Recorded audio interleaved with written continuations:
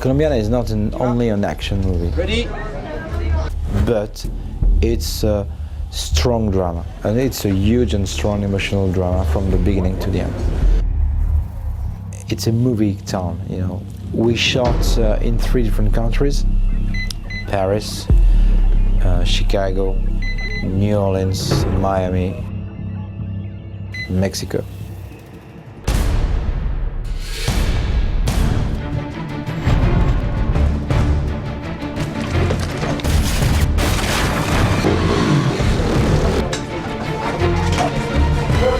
The Mexican people, they are, they were very excited about working on this movie because it was a big movie for them. It was easier because we are French, we are Latin. Even if we are not Spanish spoken, and so on, we are not far. Yeah, and then, like this. Catalea runs through this favela neighborhood, and she's dodging people and thugs on motorcycles and all of this crazy stuff. So she really knows her neighborhood well. She jumps from rooftop to rooftop, through alleyways, on top of cars, all kinds of stuff. She is very intelligent, and so she understands everything very quick.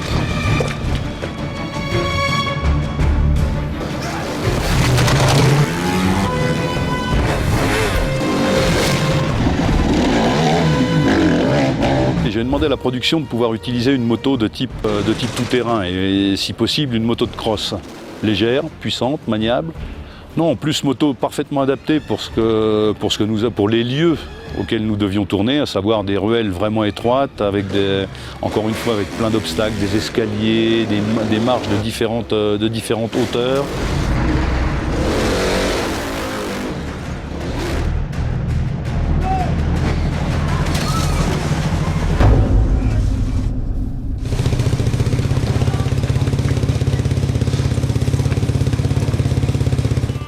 Bon, la petite anecdote avec toutes ces petites chips, c'est qu'il y en avait qui étaient très piquantes et elles m'ont piqué les yeux. Ouais. Imagine si tu t'étais assis dessus, imagine. Tout le monde s'attendait à autre chose, mais oui, effectivement, un cascadeur peut pleurer également, et oui. When you're working with a guy like Patrick, with a production like this, he's not only speaking about art and so on, he's speaking about how to do it.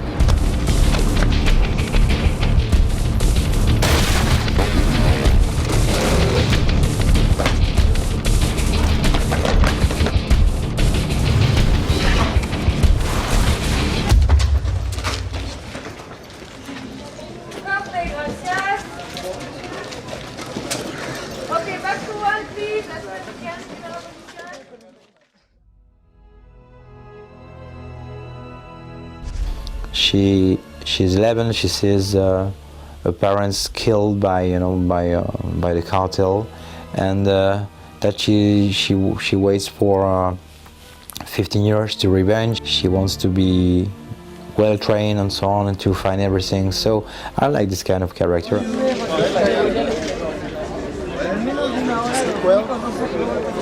Catalea is a girl growing up in Bogota, Colombia, and her parents get killed by these mobster drug cartel guys. So then she escapes and she runs to Chicago. She finds her uncle and asks him to teach her to be a killer. Is this what you want to be, an artist? I want to be a killer.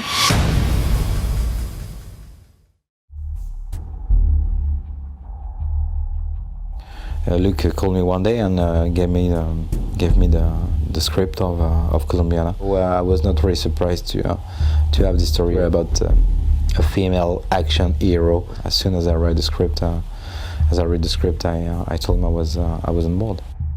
She's like mist under a door, like a mouse in the wall. She will never attack straight on,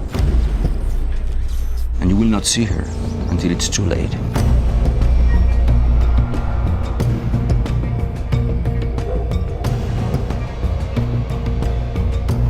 she couldn't, you know, Catalea couldn't be another person, you know.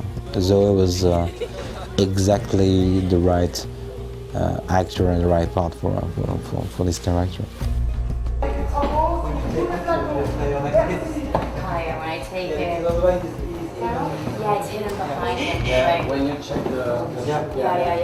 I've been a fan of films like La Femme Nikita and Leon and everything. Do you think, like, if I grab all this like this, you assume that it's in there? I read the script and I really, really liked it. I just felt like it was the kind of risk that, to me, if anything, feels like something worth doing. Oh my God, what about the one where it's just a close-up and I'm going down the shaft and Dom is like shaking my ass?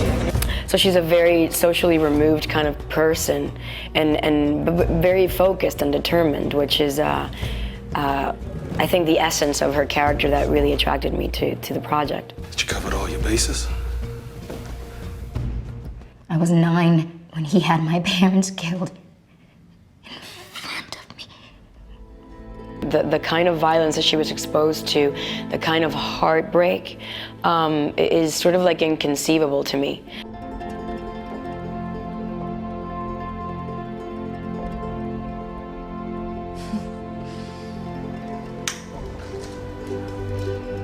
It's a love story, but a very particular love story, a very different kind of love story. My character's name is Danny. He's an artist, he's a painter. Kat sort of falls into his life and he falls in love with her. And he obviously doesn't know much about her. She doesn't let anyone near her. So he spends most of his time with her trying to find out who she is, what she does, and of course she doesn't let him know anything. And I think that just makes him want her even more. Come on, talk to me. What do you want to know? Anything, something about you. Along through extensive conversations with Olivier, I almost feel a percentage of what that intensity is about. But not fully. I'm sorry. I'm sorry, I can't take this! Get out!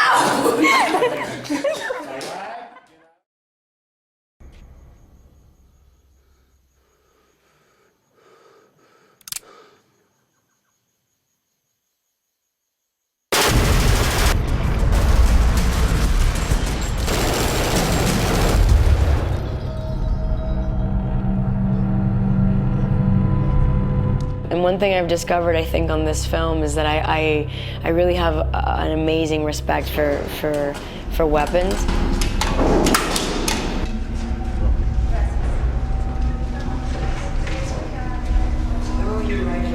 To even understand that small of a detail about how she should handle her closest friends, which are her weapons, was absolutely crucial to kind of bring this woman to life, you know?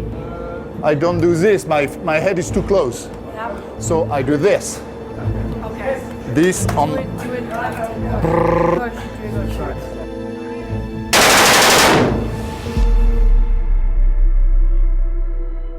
I trained with one of the heads of the LAPD, the SWAT team, and he was absolutely amazing. 6 hours in a dungeon with him shooting all types of weapons was pretty thrilling for me.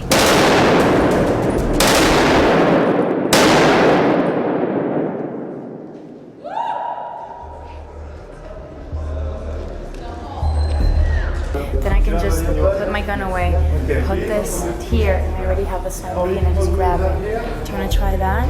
Zoe is very precise. She's very convicted, you know, about everything. She wants to do everything on her own. That's what it is. It's just to show you.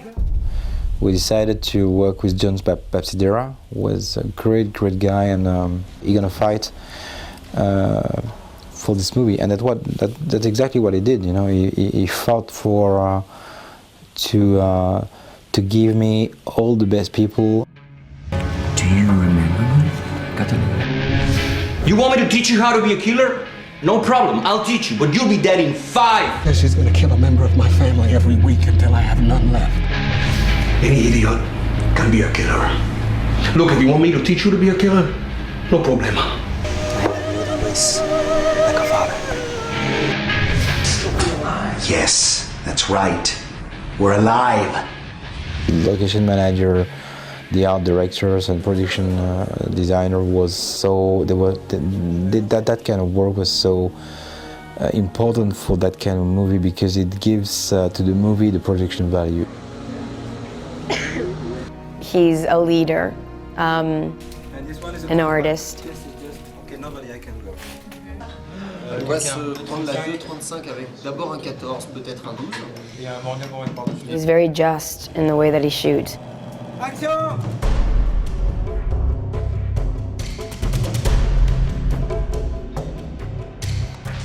I could be precise, I could be personal. For me, it's a very personal movie.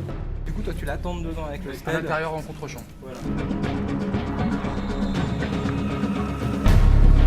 The storyboard on my movies are so precise, and when you see the movie after, you're going to see the storyboard. It's so close. It's exactly the same frame because I've got the very precise idea of how we're going to frame the shot and so on.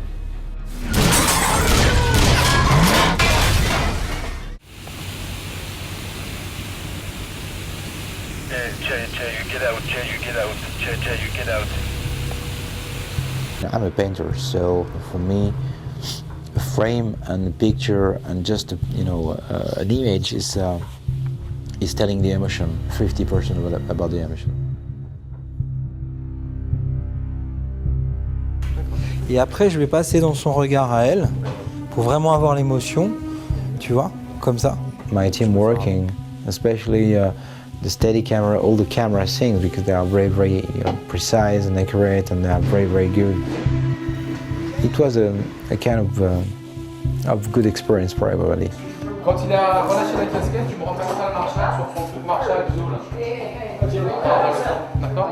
I realized how my team, how my crew was gold for me. How I couldn't work without them. With 10 of them, even.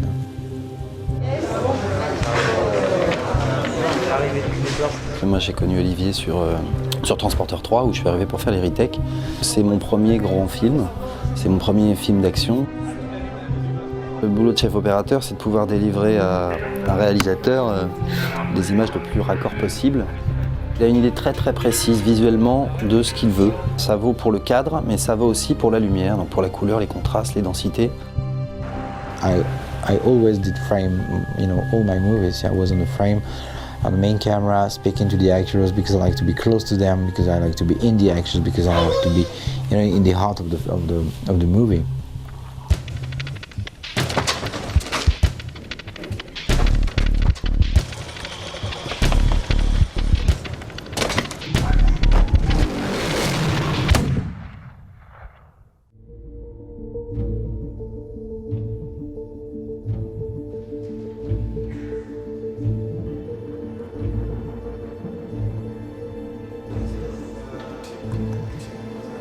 We shot in 3 different countries, so each time we had to figure out about the speed, about the way they were working, about their uses, about everything. For example, when I came back in New Orleans to shoot again, all the people they all told me, "We want to shoot with you again because we learned so many things."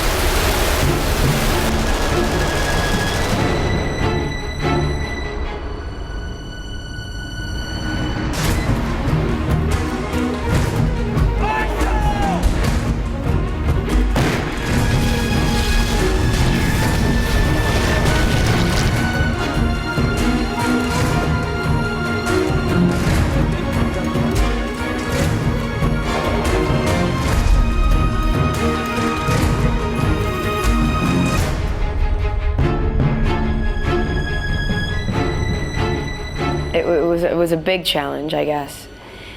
Not only for the physicality of it, for the continuity physically of it, but for the psychological continuity and the tone of a scene. It made it at times seem kind of impossible. I'm glad I did it, you know, and I went through it, but trust me, you're not going to see me, the next script that I read, going, I really want them to shoot in 7 cities, and I want this scene to be broken out in a different place, and I cannot go through that roller coaster again. The mental roller coaster was exhausting.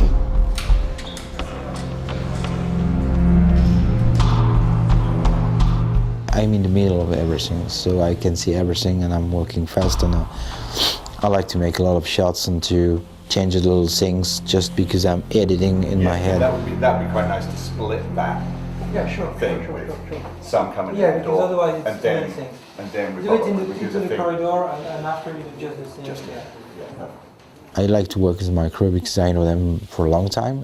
BB, you know, Fabrice Bismuth, AC, Sarah Leloff, who is from South Africa, Eric Leroux, who was the steady camera, Lorenzo was the other steady camera, Fanny, Philippe Hubin, Michel Julien. We are made from the same steel, you know. We are from the same wood.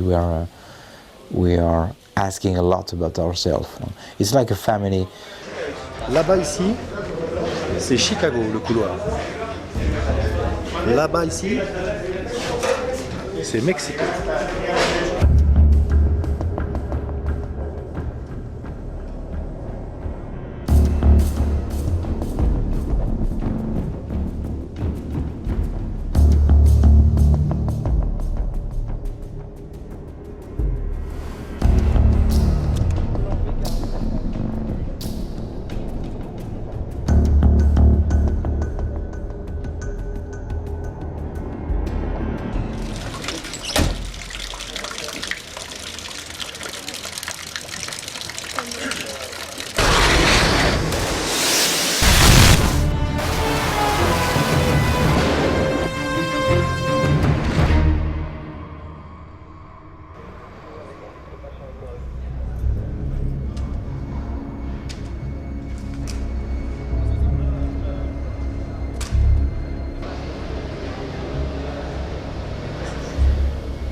I always try to be precise on each subject, and the weapons. For me, the weapons is something very, very important in a movie. And for example, on this movie, I wanted to have explosions close to what I could see in Tony Scott's movie, because like very, very much the way they're working, you know, there are a lot of density into the explosions, black with a lot of clouds and so on, and it makes you know, the drama. As soon as you have an explosion, it has to be dangerous. So it's like a monster arriving and growing and eating everything on his on his way. And this is making movies. You know, we are like kids.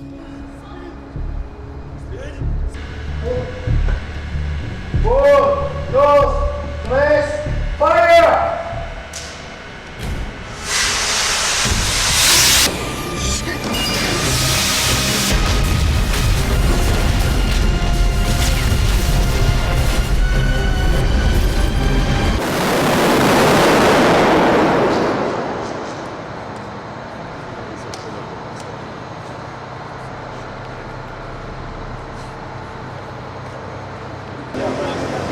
The weapons we are using in movies are real weapons. Even if they are transformed, they are real weapons, so you can't have fun with that kind of things.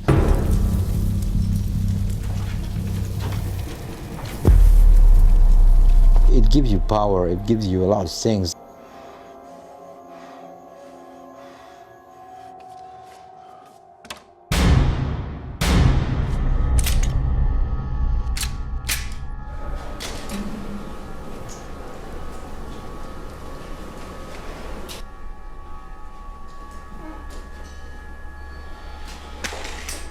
She's meeting the man that basically killed her parents in front of her. So there's a lot going on up here, but you have to control a lot here. We've been waiting for this moment for a very long time, right? Yes. And so we decided to create this fight. I wanted to ask one of the people I respect the most in the industry is Alain Figueras. Alain Figueras, I know Alain for 20 years. The work that I did with Alain Figueras was amazing. He's a wonderful teacher, and there's a man that knows every form of combat through psychology.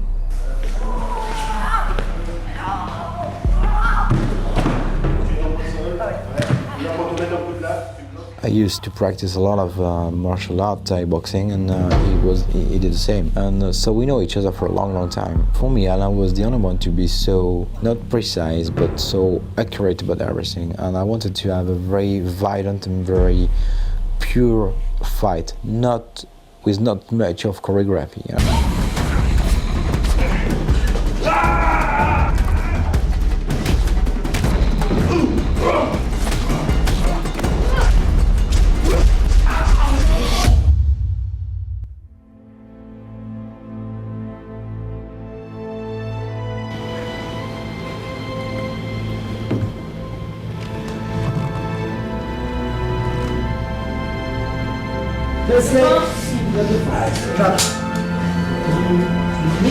It was a great thing to have Alain with us, and it was a great thing for Zoe and I to, to have this guy in a movie. So that was interesting, and Alain kind of was very insightful into respecting that thing that was driving Cataleya to that moment.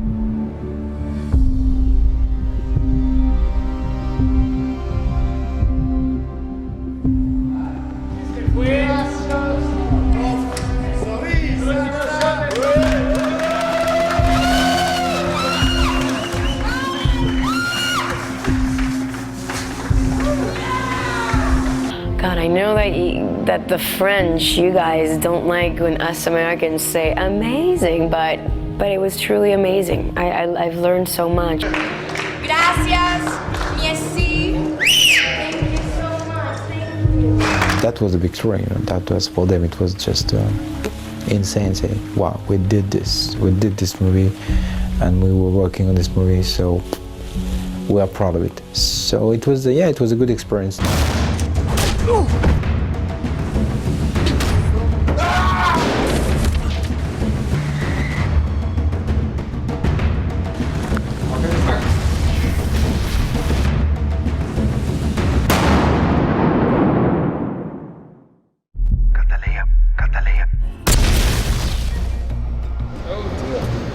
We're just on our way to a Frida Kahlo convention. I'm Olga.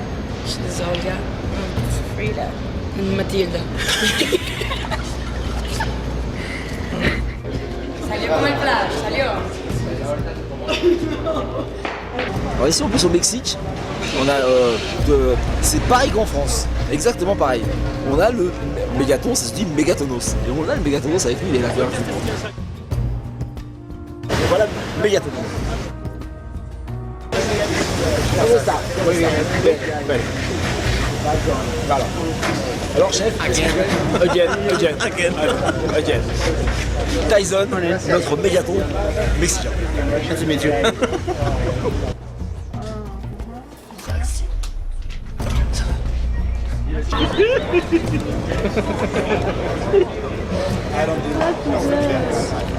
We got really creative, yes baby, yeah. We got really creative with these cards that we've been playing with, and somehow the characters really reminded us of our amazing crew. This here is our dearest Olivier. This is Luc Besson. Bye guys! Oh Jesus, look at this hotness here. There's a lot of hotness. What is going on? Stop that! Stop! Bye. Thank you. Creepy eyes.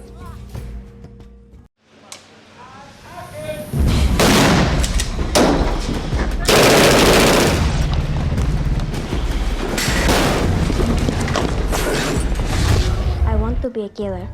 I was really surprised in the script about all the emotional things, all the skills that you can discover for this girl. The beginning of her story, the fact that she's 11, she sees her parents killed by the cartel, and she waits 15 years to revenge because she wants to be well trained.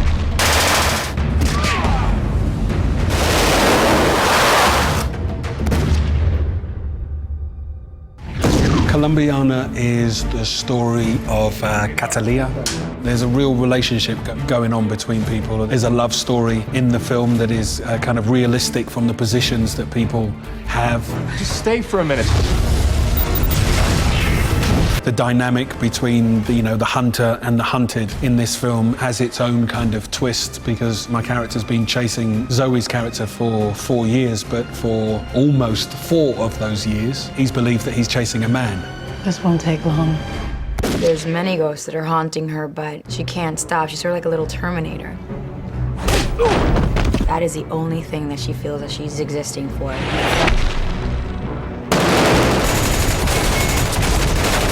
Most of the people that she's killing in order to get to the man who ordered the murder on her parents. And we follow her as she tries to get to Don Luis, as my character, Agent James Ross, tries to stop her. Catalina. Catalina is a very unique flower that only grows in Colombia, in a certain region of Colombia. Her father, they were named her that because that's his only child. And he knew from the beginning, I guess, that she was very unique and she always had more things in common with her father than she did with her mother. The Catalina orchid. Your grandmother used to grow them. Every morning I'd wake up to the sight of them. That's why I named you Catalina. And I think it best suits her. That name totally suits her. Amanda Steinberg, who was a phenomenal actress, so young and so mature, and yet brought this tenderness and this purity to Catalina. Catalina is really strong and secretly, kind of emotional. I think it's a great movie and a great part to play. And it's been an awesome experience. I've had a lot of fun meeting everybody. Acting for the first time in an actual situation where crying and running and jumping and Nanda had something different. Just in her eyes, she had something sad. And at the same time, when she was smiling, it was like the sun shining. Also, when I saw her the first time just smiling, it was like, wow, this girl, she has something to give to the audience. And the work with Amanda is so great because she's very intelligent. She understands everything very, very quick. And she doesn't say anything. And she just looks at you, and then you understand that she understood the thing. And you have to look at this, the tank. Right, okay. This scene's the emotional crux of the character, and it's what's going to motivate the young girl to become this character that she becomes later on as the older Catalina. And so for us, it was very important to get the right feeling between the family and what was about to happen. Que Dios te bendiga. It's a beautiful scene where we really tried to get that sense of family, at the same time that urgency that this isn't going to last too much longer.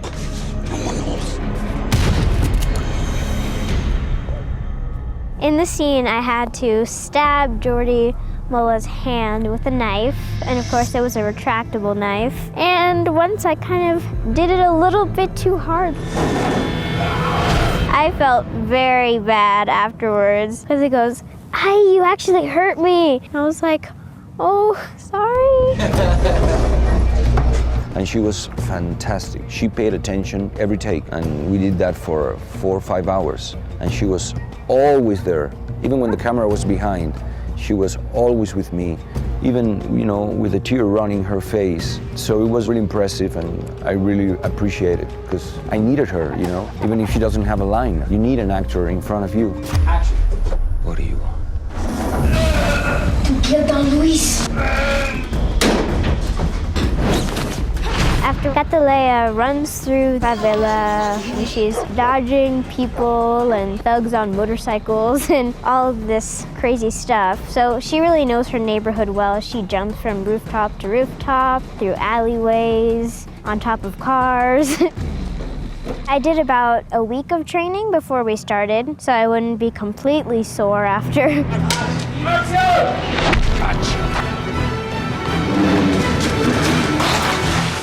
We were really lucky because in the movie she's so fragile and at the same time strong. She's building what Zoe's gonna be after, and it's very strange and surprising how both of them could have the same gestures, they have the same way of speaking. Everybody was astonished on the movie because she managed to give everything, the emotion, very, very quick and to be very precise and everything, like Zoe. The guys come in, I don't look at them, they just look at the parents. It was awesome to see this little girl of 11 years old just observing how was Zoe in life, how she was walking, how she was speaking, and the same. We met here in Los Angeles. We sat down a couple of times with Olivier, just discussing who Cataleya was, who she becomes, and why.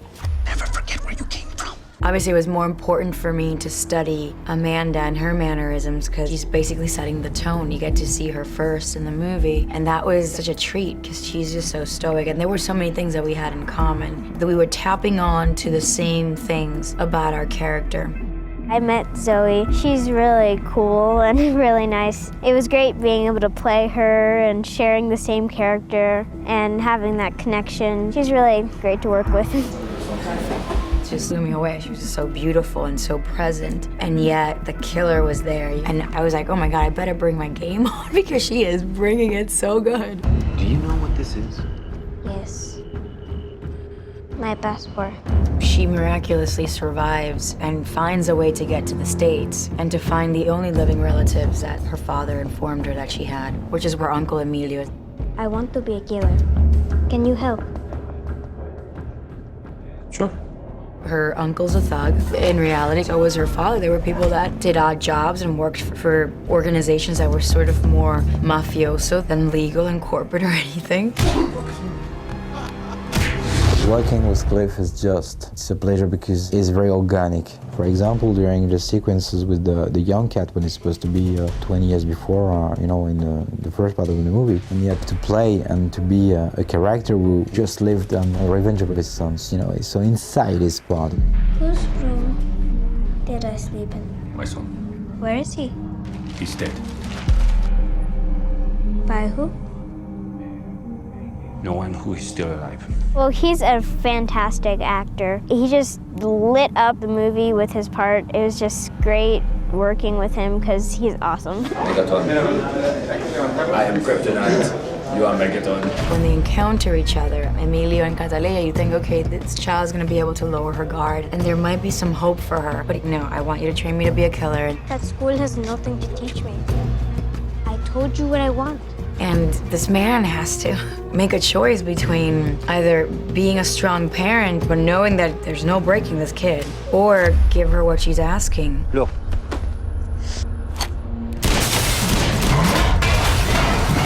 What he ends up doing, he ends up training her to be an assassin. Come on.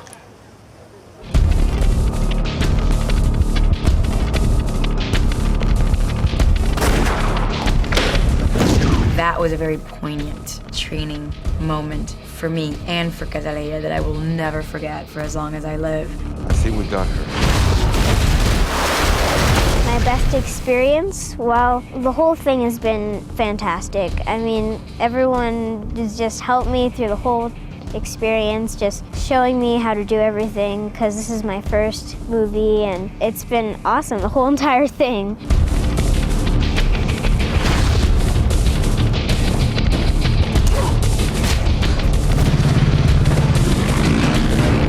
Move a single inch, and that'll be the last move you ever make.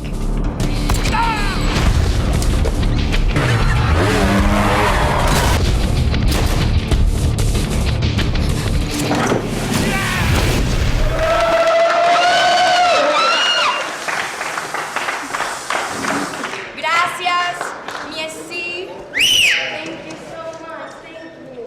This was a wonderful summer vacation.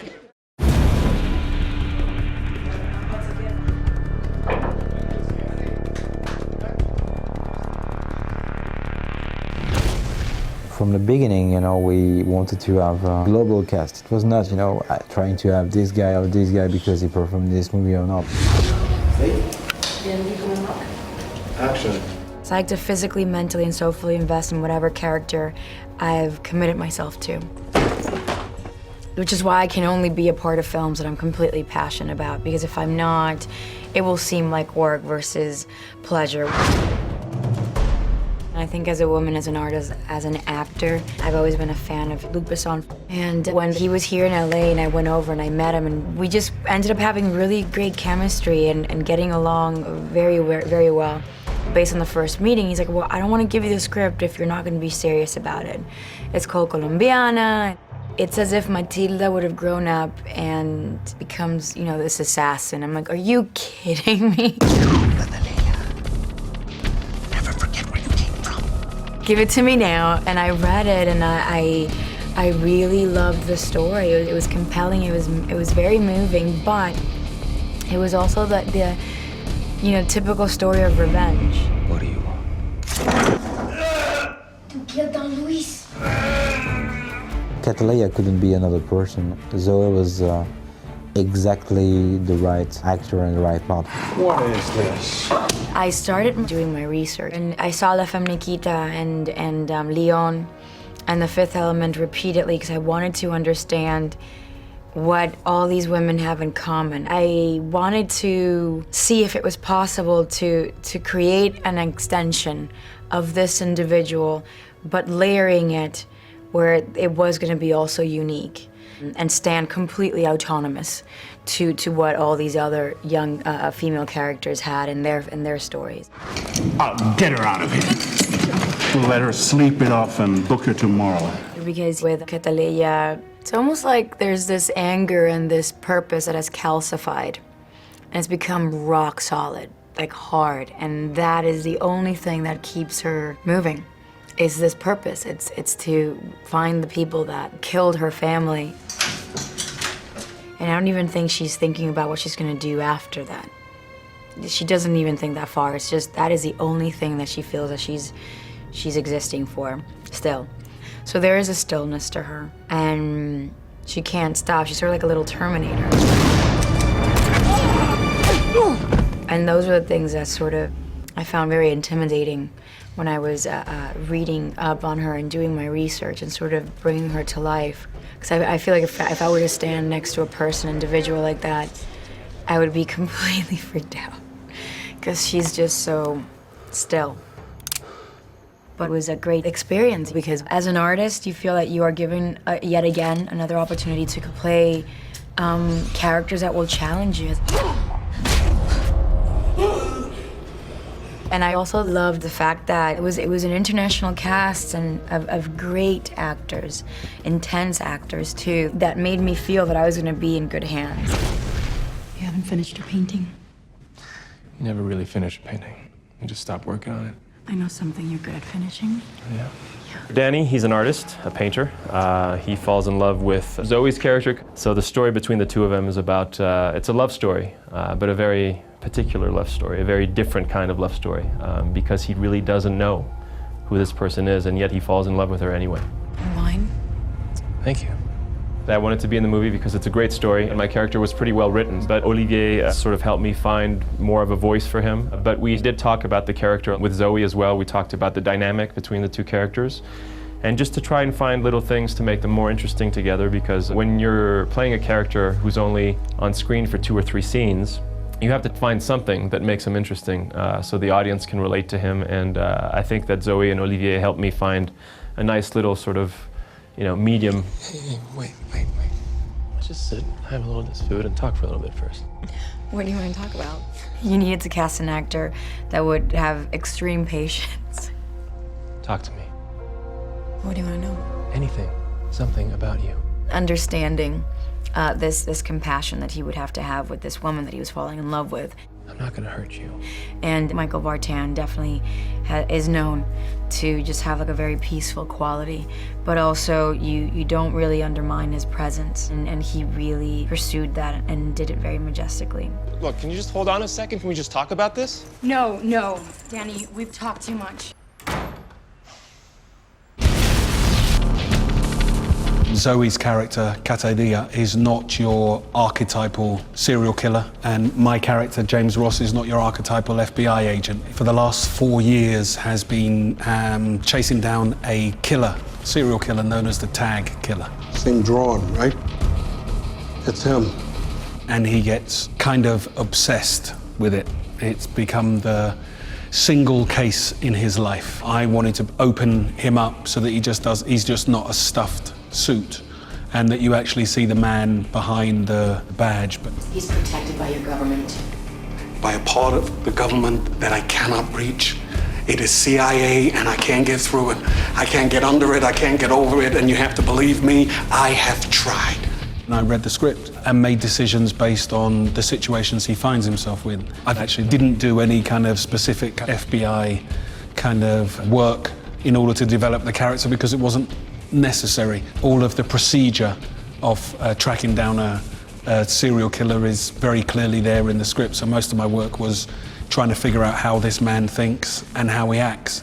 Look everywhere! And trying to break him away from the obvious. He is sending a message, but I'm beginning to believe it's not meant for us. I think he's a very clearly drawn character, and the rest of it was in conversations with Olivier, the director, and that made a huge difference, so it was good. I've had a good time kind of working with him and shooting the scene with Zoe. It was a very complicated scene, and it was a real example of how collaborative this process has been. You sent the man a message. He sent you one right back. And now I'm gonna finish it. It is the climax of our relationship, and we had to kind of get it right. You have a beautiful family. You go anywhere near my family, and I swear to God I will hunt you. It kept growing the more we did it, and there was a real kind of back and forth between myself and Zoe that was fine. And again, it was another example of if you can trust the other actor that you're working with, that whatever you throw at them, they'll be able to catch and throw back at you. You don't want much more than that in the person that you're acting opposite. And I will not stop until you begin to feel what I felt all these years. Zoe was there from the beginning, so we wanted to have strong people around her, and Cliff Curtis, Lenny James, Jesse Borrego, Jodie Moya. It was so clear that they have to be in this movie. Cataleya's father is the impetus of the entire story because I want to get out of the business. I've got a beautiful family, my wife and my daughter, and I'm trying to get out of it. I mean, to me, what I played was that I really, really, really wanted something better for my family. I love you. And so I think that's where my character kind of grew out of. Not okay. We have about an hour to get out of here at the most. Vámonos!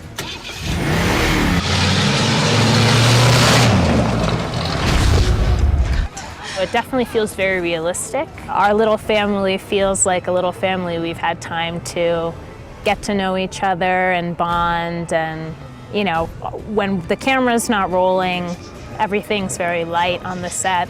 Lots of jokes, lots of laughter, so we all really enjoy each other's company. When the camera is rolling, we're focused. It's too late. Get ready. And so in the very beginning of the movie, you see, that they have a very loving family. Cataleya, her mother and her father. Yes, the family business is still a bit dangerous. Back! But this is obviously a family that loves one another very much.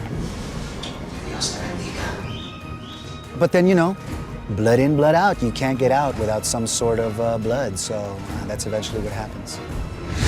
Kill this bastard.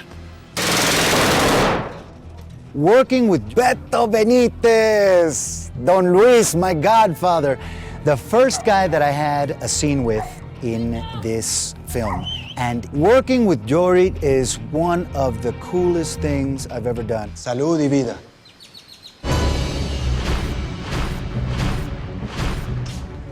I really wanted to play in the movie because it's Luc Besson, it's Olivier Megaton, it's Zoe Saldana. It's sexy, it's dangerous. Cataleya, it's me! Marco, he's a guy in the middle of Cat and in the middle of Don Luis, so that was interesting. He's a guy that if he had the opportunity, maybe he would kill Don Luis. Because in a way, he's like a dictator, and he treats me kind of bad. Idiot. You screwed up the first time. Now, I'll fix it. So, I'm there like somebody dangerous, but somebody who stays apart, somebody who will react when Don Luis say, go. You hide here. I respect Kat in a way, you know. It's a little girl who survived. Like me, maybe. We need her alive! It's a question of freedom. I think Marco wants to be free, but he can't. He doesn't know how to do it. In that, I feel close to the role, you know. Trying to be free, trying to do your own thing, not being under anybody's thumb. Shooting Colombiana was very intense. You're talking extensively with your director, you're rehearsing with the actors, you're training, and you're shooting guns. And unless you have that passion, I mean, by the second week, you're done. You're like, I need a vacation. My back is hurting, but it keeps you going when you know that you're working with a team that feels the same way and they're just as hungry. They always had my back because I definitely had to work every single day, and that was a new thing for me, having to carry the film. So that said, to be surrounded by a cast of amazing actors that have inspired me and I've been a fan of, you feel really good.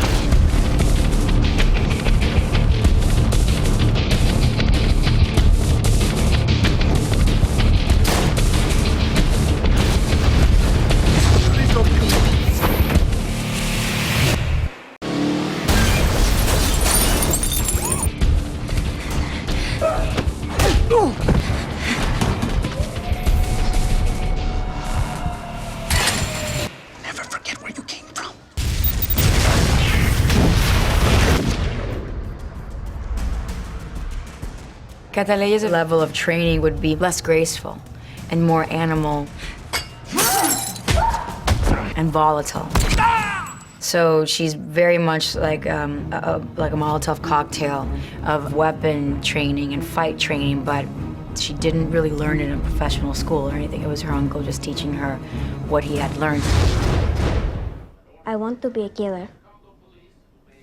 Can you help? Sure. So that pretty much eliminates any kind of martial arts that would make me look like I've trained with a police force or a military force or the Navy or whatever. And that actually gave me so much more room for me to find my own way and create my own rhythm that I wanted to have. So that was fun, but it took me a long time to sort of get there. Because I don't like seeing artificial fight scenes in movies because there's not a discipline to it. There's not a structure that you follow.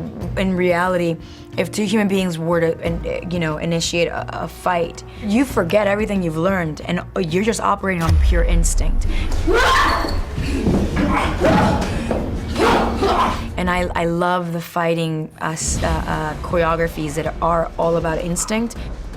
All the people that have trained me before for other movies are trying to give me this training that they're used to. I'm like, guys, no, she's a thug. Everything she's learned is Street Fighter. And I always get a kick out of it because here I am, this little skinny thing, like, no, but wait a minute, you need to do this, you have to shave every corner. I'm like, she wouldn't do that. And you just have to know how to deal with these amazing veterans. And it's unbelievable the things that you have to learn as a girl in order for you to sustain yourself and survive in a manly environment that has nothing to do with Hollywood in reality. You're like in a man's world. And it's tons of fun. She's like mist under a door, like a mouse in the wall. She will never attack straight on, and you will not see her until it's too late. Been waiting for this moment for a very long time, right? She's somebody with a drama inside. She's somebody living with a real life. So I wanted to make something more realistic and more violent and very pure fight. With not much of choreography. Yeah. Zoe worked very, very hard on the fight for months because the fight was shot at the end of the movie, and she worked during, I think, 3 months for this fight. Every day a little, and so on. I never backed out, I never backed off. I didn't want the fighting scenes to be forgiving or flexible because there was a woman, that was fighting a man.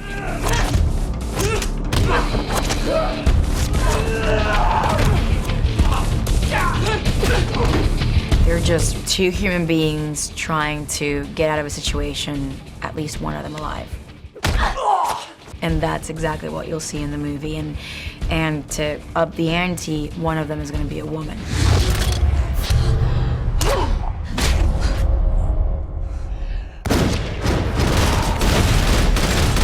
I'm shooting a lot of weapons in this movie. From like small ones to medium to like a bazooka kind of thing. The weapons we are using in movies are real weapons.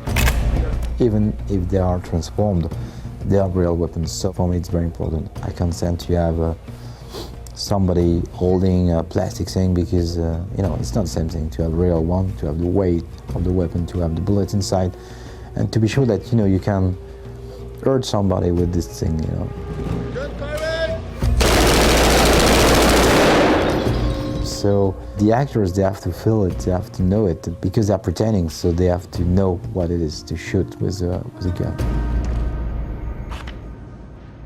You're always nervous the first time, and that's why you always have to listen for instructions. Everything your instructor tells you, you're completely listening to them, and by the time you go fire, you just feel so alive, you just want to go again.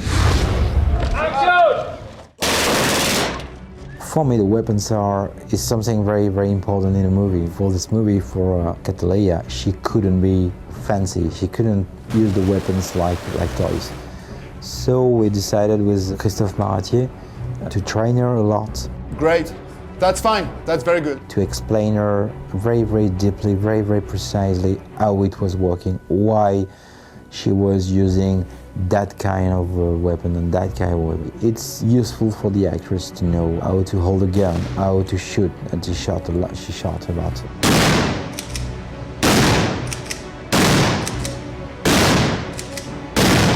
Just your heart just immediately pumps like natural adrenaline into your body. And it was fun.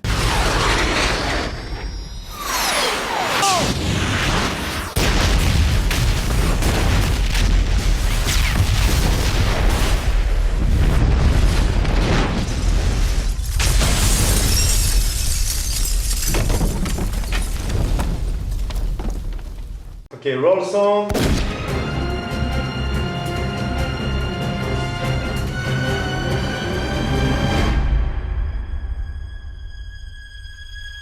Colombiana was a story of revenge and redemption and courage, and follows her on her journey to avenge her family.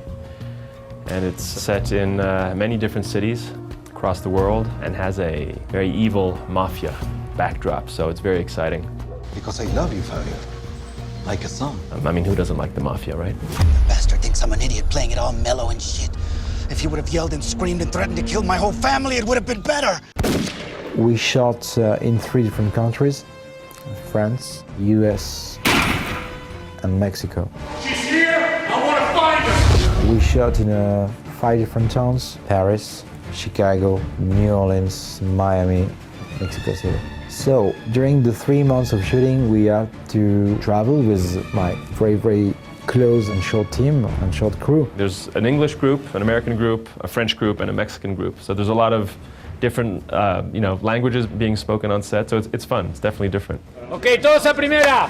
We're a very international crew, so you hear a lot of languages, but it sort of adds to the energy, and it's a different way to work, but it keeps you on your toes. Yes, I can.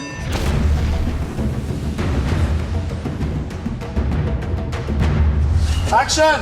It was kind of interesting to stand there while everyone's babbling back and forth. You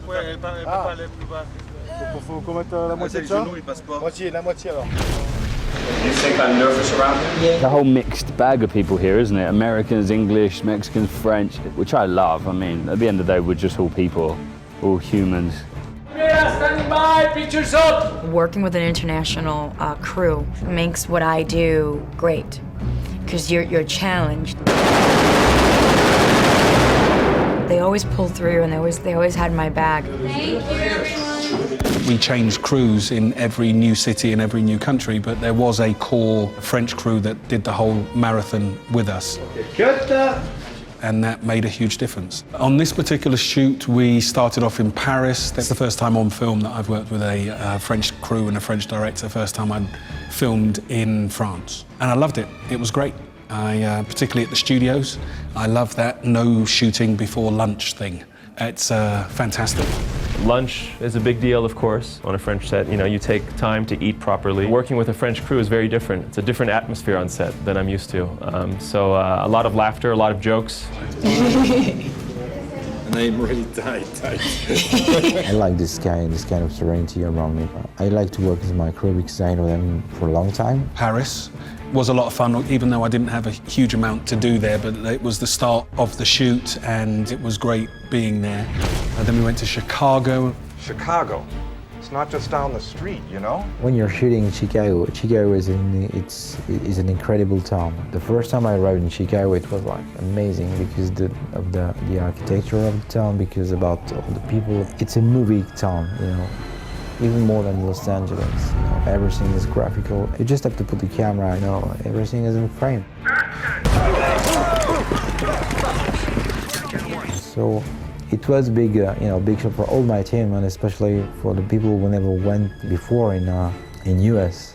Fantastic.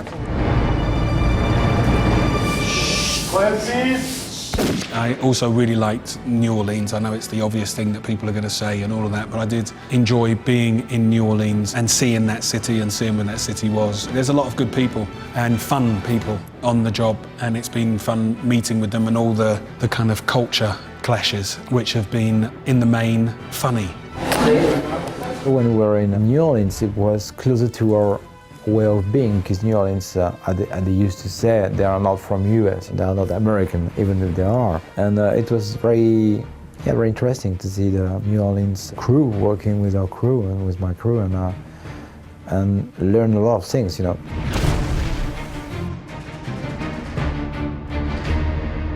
This is my first time in Mexico City. And the great thing about the neighborhood is that there's an energy here that is just really sort of bright. The people are very, very friendly. They're very excited to see what's going on.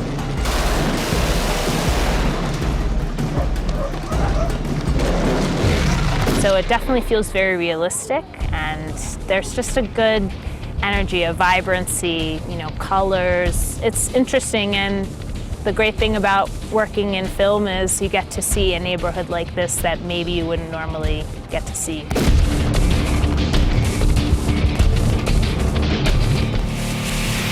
I like to have the perfect frame, to have the perfect light, and for me, a frame and a picture is telling the emotion. There's a couple of colonias around here, San Jose, Martires, Rio Hondo. So these are all beautiful little neighborhoods on the outskirts of Mexico City that have grown up over the past 40, 50 years. And they look like the favelas because they're built on the hills. The people here are so beautiful and generous, and they've just been so good to us, filming in their places and allowing us to be on their roofs and run through their houses and set up in their yards. I love the fact that we're filming here in Mexico City. It says a lot about how a French production, American actors, and Mexican crew can really cooperate to make a beautiful film like this.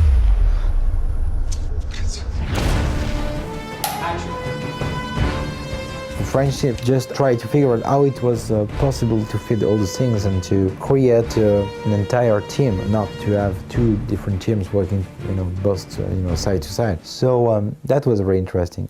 Action! If you look closely on film sets, the same people are doing the same jobs. Film sets are pretty much the same all over the world. And the difference is the relationships with the people as opposed to the relationships with the country or the relationships with the different cultures. In the end, film sets are like the circus. They're a kind of country to themselves. Go! Every director will have their vision of how the story should be told. And that's one thing I feel that as actors, as the film crew that's aiding this director to shoot his vision.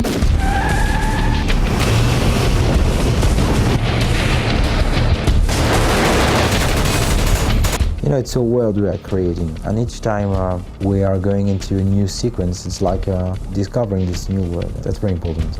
Location manager, location set, location, everything. The people will find all the location. And so on Colombiana, it was important because it gives to the movie the production value. It gives to the movie the level of what the audience is waiting for.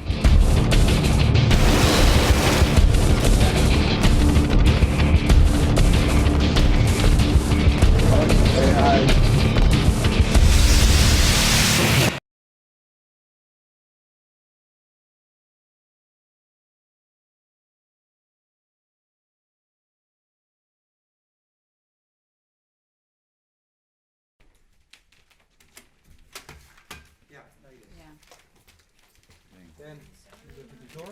Second one.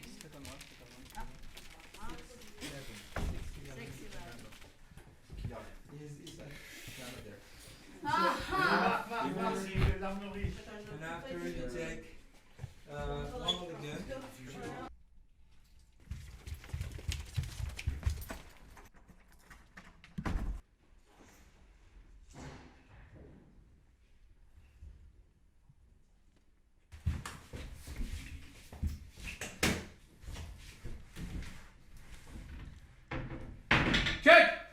Do you think, like, if I grab all this like this, you assume that it's in there?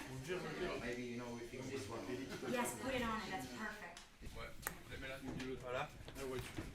Bing, ça saute.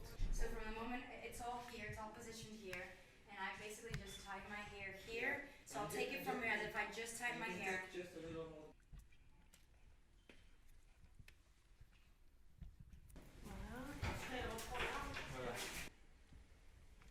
Ouais, elle est là, elle joue le truc. Elle sort du champ, petit bastard. Tu m'en fais 5 secondes, c'est tout. La gars, je vais arranger tout le monde.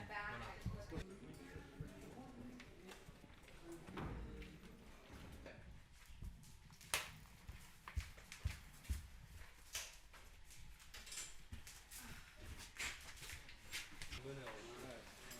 On bouge là-bas. Pendant ce temps, on fait ça, c'est ça. On met quelqu'un sur la porte pour faire les inserts de.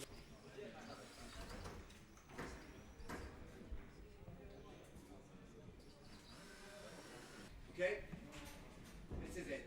So maybe we will start from higher. Check.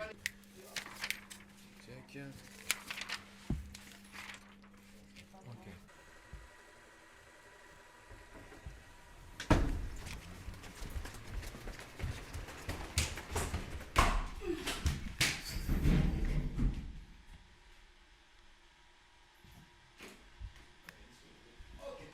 Action!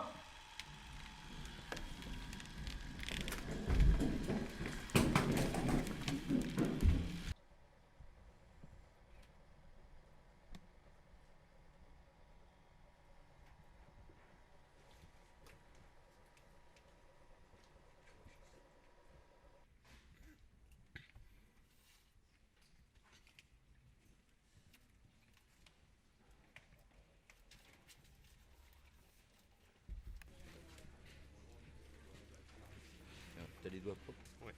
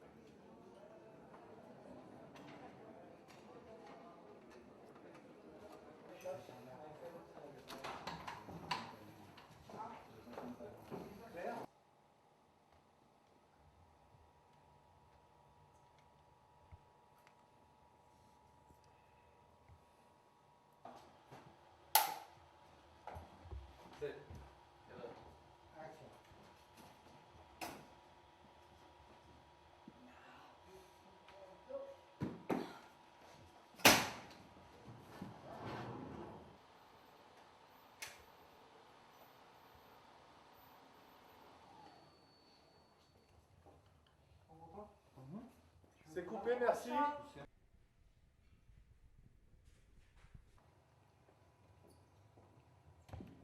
sais, Karine, je peux profiter de toi pour aller, tu vois, les lamelles ici, tu me les...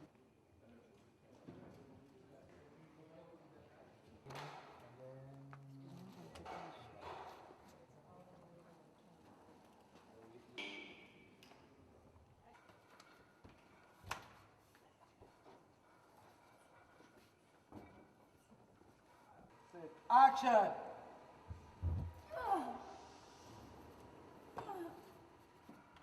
Go!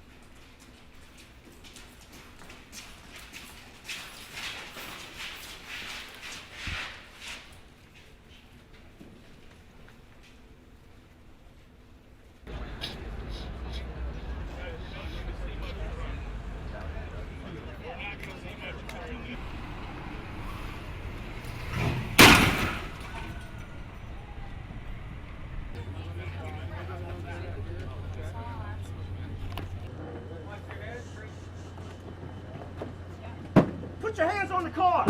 Are you guys? I'm so Put your sorry. hands on the vehicle now. Your car, my That's car. what you have to say. You're sorry? On the vehicle now. Now. Bunny?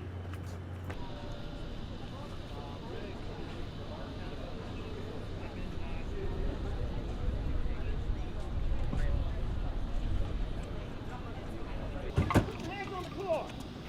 Put your hands on the vehicle now. Okay. All right. Oh, bad. Bunny? You wanna laugh? I'm gonna give you something to laugh about.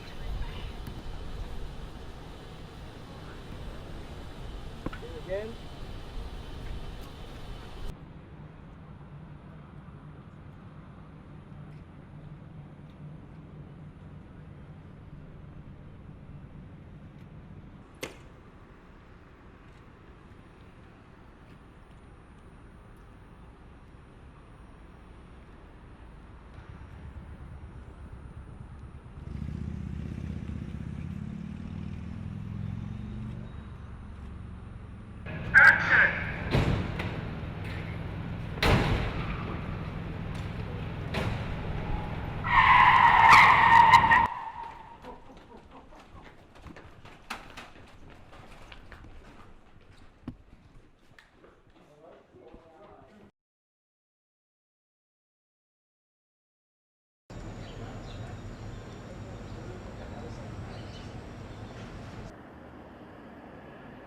Bah lui, il a le truc.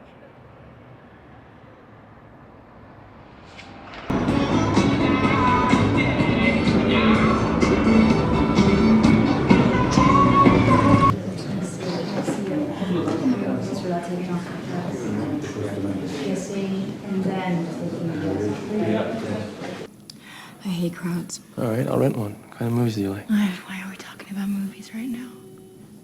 Because I don't know anything about you. You know I like your paintings. Okay, but like this, so it's profile. It's uh-huh. more like this. And how tight are you here? Just so I know. Wide. Really wide. Okay, perfect. All right, all right. And I'm really tight. Are you doing the same thing? Exactement. Et là, je suis que sur toi, donc vraiment pense à Okay. être comme ça. All right. Because I was just thinking, it'd be interesting to do one where it's not quite as, at least in the beginning, everything about the family and she's been hurt before should be emotional, but it'd be interesting to do one maybe where I'm just like, look, man, you know, every time you come here, you fucking rock my world, but I need more. What's going on here? Come on. Anything else? No? Come on, talk to me. Seriously. Look, Jen, every time I come in here and you've been sneaking around and you surprise me, it makes my day, okay? It's the best thing that ever happens to me. But I'm starting to want a little more.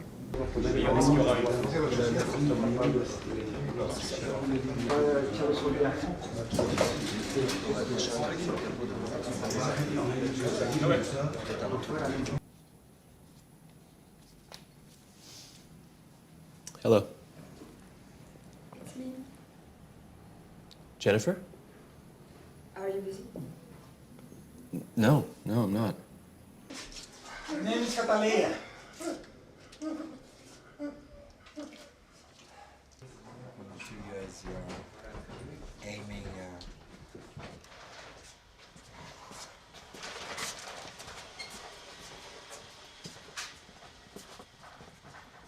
Search every trunk. She's here. I want to find her. Look everywhere. Under every car.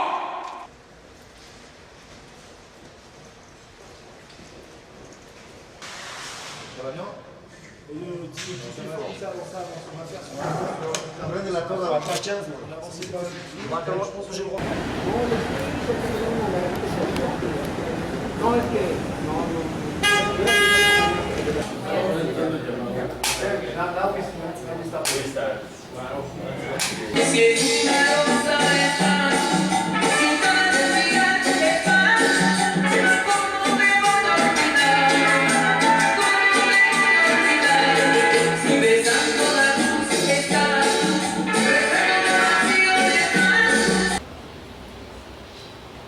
Okay, this is the first scan.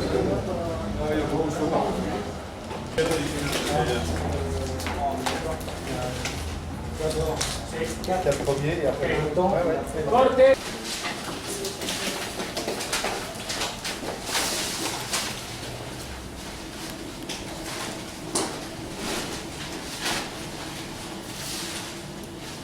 Agarren luz, SWAT, agarren luz, que entren a luz. Abre un poco tu escudo.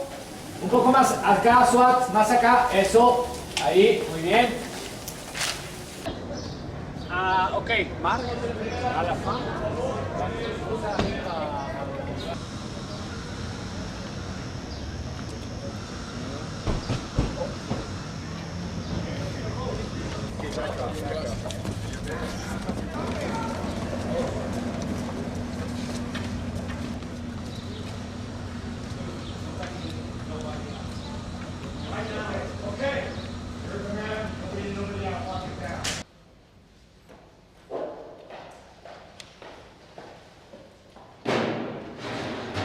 Straight away, can you do it straight away? Thank you.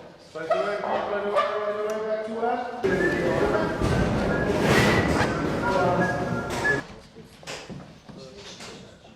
C'est les gens là-bas, t'es vrai dans le fond.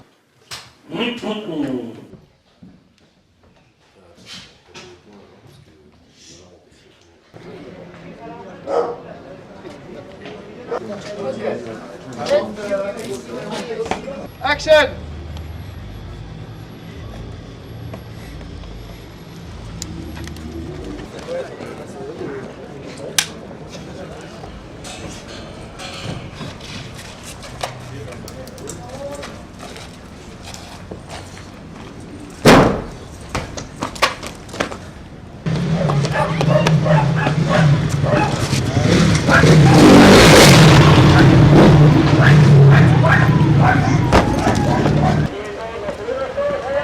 What did you weigh? Like 65 pounds.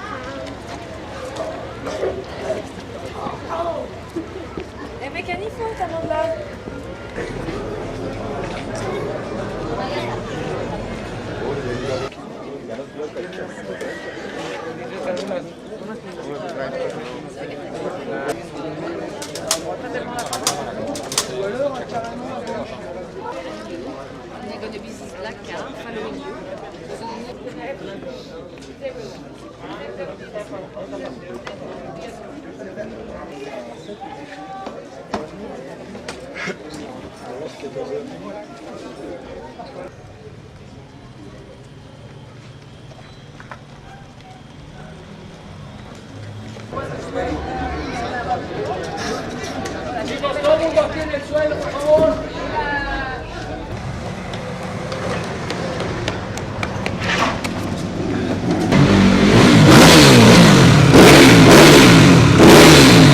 Tu vois, ça manque un peu de... Regarde. On croit pas que c'est une fausse main.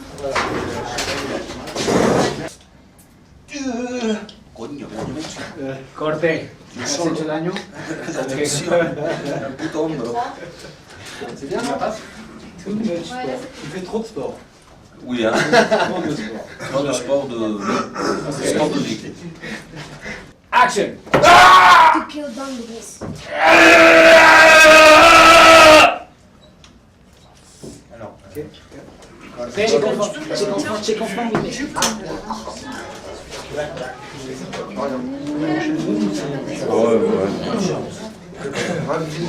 Dos. Ah ben l'autre.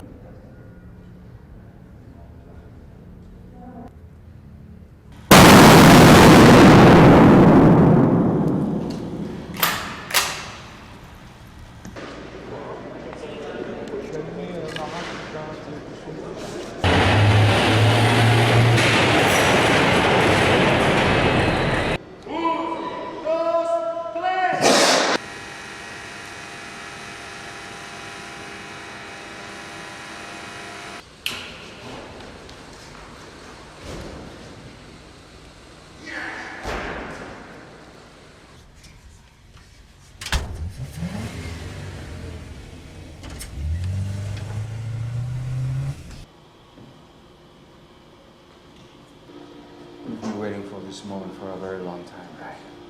Yes.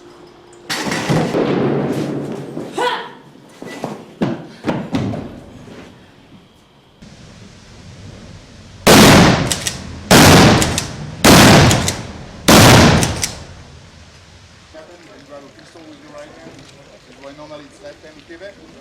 Come in position.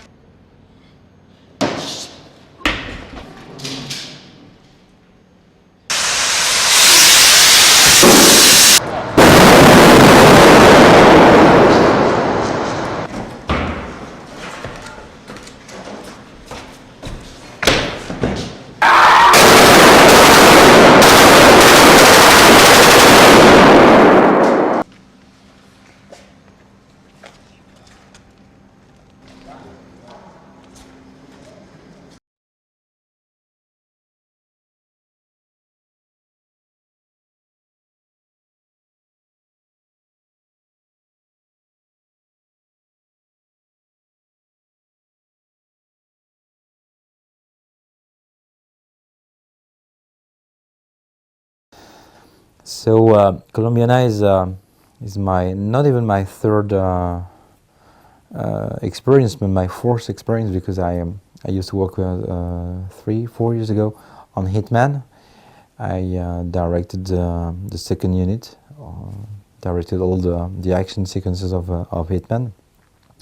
So after this look, and Pierre asked me to direct Transporter, and then after Transporter, a year and a half later, and they asked me to Luc called me one day and gave me the script of Colombiana, and then it appears like this. You know, it was so easy. So I was not very surprised to have the story again, and to have a story about female action hero in the vein of Born, you know, those films like this. As soon as I read the script, I told him I was on board.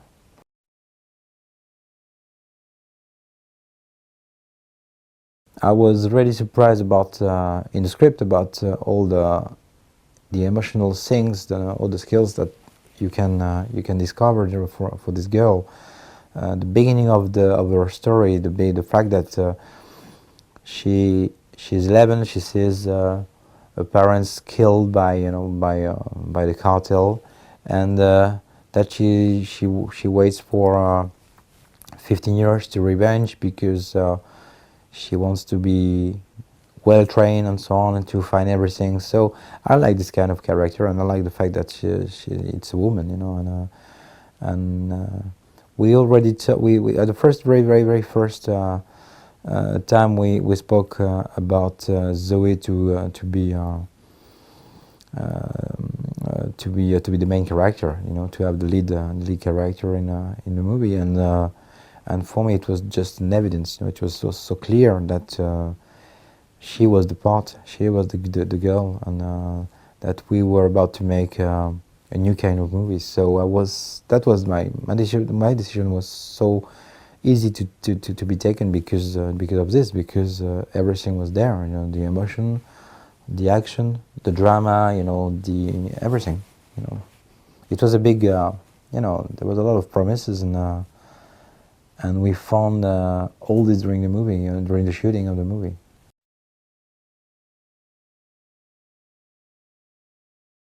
The first time we met, it was there was something happened, you know, something happened, and then I knew that he's gonna fight for this movie, and that's exactly what he did, you know. He fought for to give me all the best people and all the people, the actors in you to be in this movie, you know.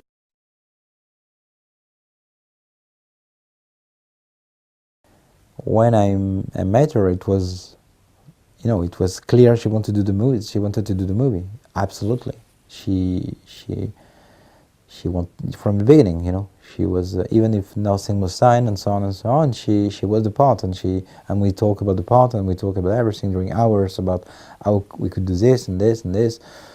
So from the first second, for the first time, there was a strong relationship together. We were very close, and we were agree about how to lead this movie, for her to be you know, the lead character, and how to work on the character, work on the dialogues to make it to make the dialogues more closer to her and so on. So because, you know, Zoe is from Puerto Rico, and she lived a long time in New York, so, you know, she had to be back in her roots, to be back in the Spanish roots, and yeah, so we work a lot about this. We built this character like really like a human story, you know. Zoe is very precise. She's very convicted, you know, about everything. She wants to do everything on her own. So I'm exactly the same. I'm very precise, and I like to, you know, to know everything I'm doing. So it was funny to see both of us challenging about this, you know, about being more precise and more precise, all, you know, all the day, every day of the prep, every day of, you know, during the shooting was exactly the same thing. So it was a pleasure for both of us to work together, because we have exactly the same character, we have exactly the same personality, we have exactly the same aim, and so, you know, it was, yeah, for me it was. She couldn't, you know, Cataleya couldn't be another person, you know. Zoe was exactly the right actor and the right part for this character.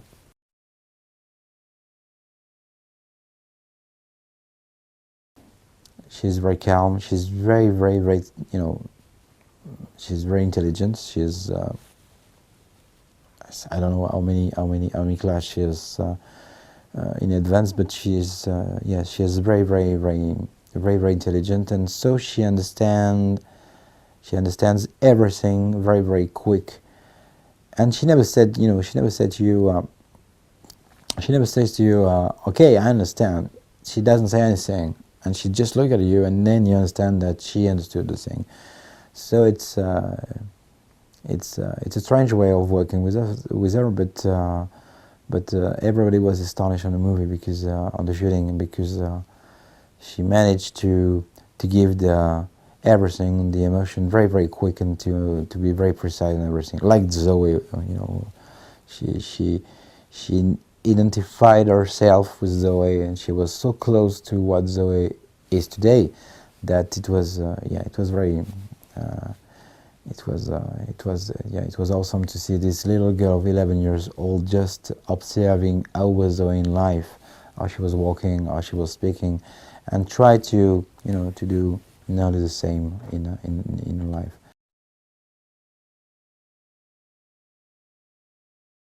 Cliff is he wakes up in the morning, and especially if he's playing a Spanish actor, is in the morning is.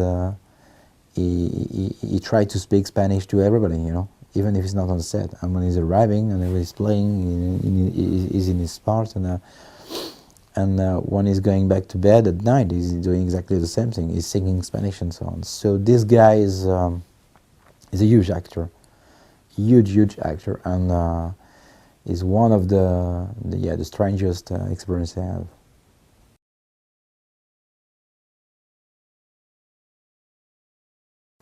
Romain knows me for a long time, and he knows that I like to have the perfect frame, to have the perfect light, and for me, a frame and a picture and just an image is telling the emotion, 50% about the emotion. So he worked a lot and worked together a lot to prepare this movie, and to prepare the light of this movie, to have. To be sure that we were doing something personal, and just to be sure that we were going to do something, the best thing we can do for this movie. And this movie absolutely needed to have a fabulous light.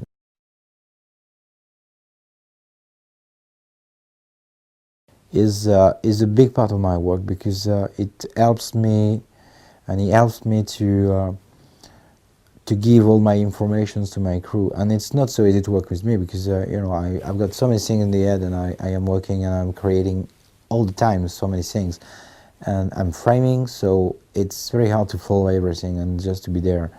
So Jonathan was a kind of key to make like a print for everybody, to understand what we're going to do in 3 months, whatever, something like this. So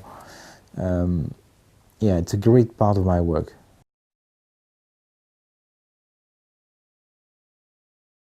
I'm like a storm, I have to do something. I have to move. I've got so much energy, and I want to, so I'm framing all the time, and I always did frame, all my movies. I was on the frame, on the main camera, speaking to the actors, because I like to be close to them, because I like to be in the actors, because I have to be, in the heart of the movie. I don't want to be on a chair looking at a combo. At the video village, and just saying after the end of the cut, that's not good, that's not that like this.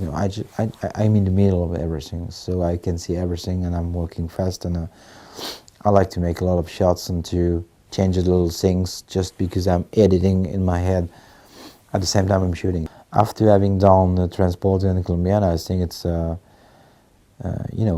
it's a kind of, not of reward, but we were always loyal, one to the other. So it's exactly what I am. I'm proud about painting already. I'm already a painter. I'm a director, about having a lot of things. I like to play music. I like to do a lot of things. That's how to be a director today. Not be only on a chair and just watching a combo. So it's my way of making movies. I always done like this, and I don't know how to do it on another way.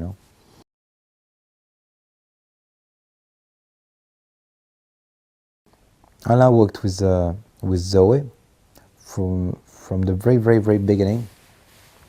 The first day Zoe arrived in Paris, I decided to present, you know, to make a meeting, and then she fall in love with Anna and about his work, because Anna is so strange and so bizarre and so good that she never saw it before. You know, it's not the U.S. way of being. You know, it's not the Los Angeles smile. You say, okay, everything is fine, you're great and so on. No, Allah is not working like this. It's just saying to you, you're a shit because you don't know how to fight. So I'm gonna learn you how to fight, but you're always gonna be a shit because you're like this, you know, because you didn't train and so on. So it's like this. So when you accept this, then you grow very fast because it gives you everything, and it's really one of the best in the world. So with Zoe, it was already a big, you know, a big thing, because together they found something very, very quick. No, it was it was a great thing to have Alain with us, and it was a great thing for Zoe and I to, you know, to have this guy in a movie.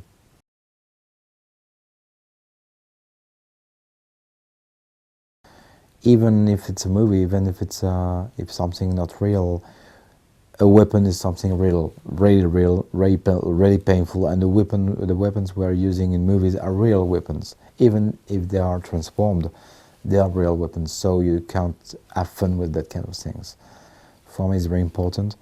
For other people, it's not, but for me, it's very important. I can't stand to have somebody holding a plastic thing, because you know, it's not the same thing to have a real one, to have the weight of the weapon, to have the bullets inside, and to be sure that, you know, you can hurt somebody with this thing. You know, the actors, they have to feel it, they have to know it, and they have to, because they're pretending, so they have to know what it is to shoot with a gun.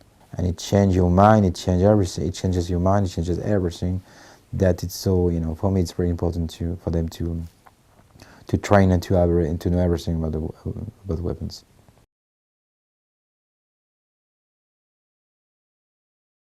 On Transporter, I discovered this, that I couldn't cheat. I couldn't cheat. So locations, the location manager, the art directors and production designer was so, that kind of work was so important for that kind of movie, because it gives to the movie the production value. It gives to the movie the level of you know, what the audience is waiting for. And when you're working with a guy like Patrick, with a production like this, he's not only speaking about the colors, about you know, art and so on. He's speaking about how to do it, and how to be, and how to make it realistic, and how to make it real. Because a lot of production designers say, okay, it's gonna be great, but at the end you don't have anything. With Patrick, I'm sure that from the beginning, when he's reading the script, for the first meeting we have together, when we are scouting, everything gonna be even better than what I've asked, you know. So for me, it's a kind of insurance, because I know that this guy is thinking like me, is going into my head, and he try to understand how it's gonna be, you know.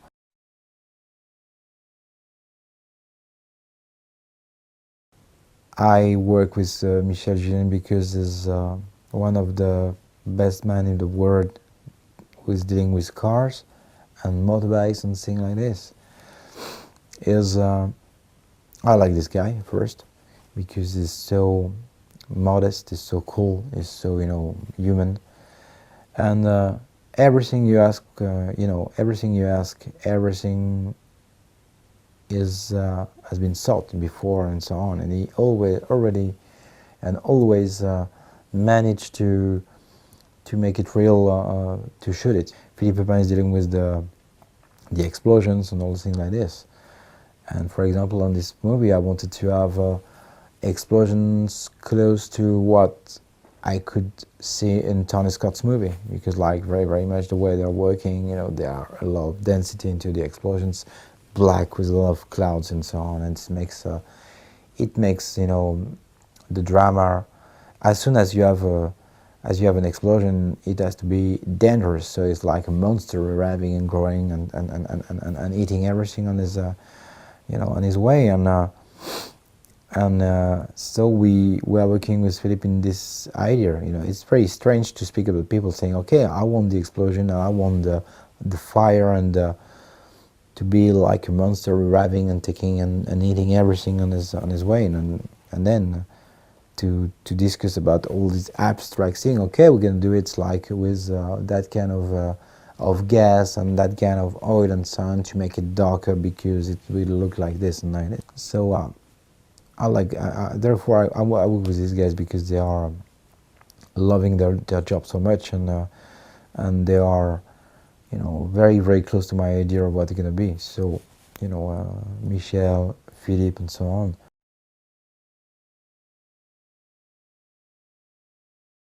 This movie is not, Colombiana is not only an action movie. This is really the strange thing, and what we are discovering. I knew it for from the beginning. It's a kind of both genre styles. The thing is that it's an action movie, definitely from the beginning to the end. But it's a strong drama, and it's a huge and strong emotional drama from the beginning to the end. People are going to cry in the beginning of the movie, sure. In the end of the movie, sure. I can tell it because even at the editing room, the people who are coming and seeing, for example, half an hour of the movie, they are crying after this. So I know there is something, we touch something very, very deep, which is the emotion. When the audience, when they will go, when they will watch this movie, it's gonna be a huge surprise because there is a very, very, an enormous emotion in this story and in this character, and this will be something. Therefore, I was saying that kind of movie is a new kind of making movies.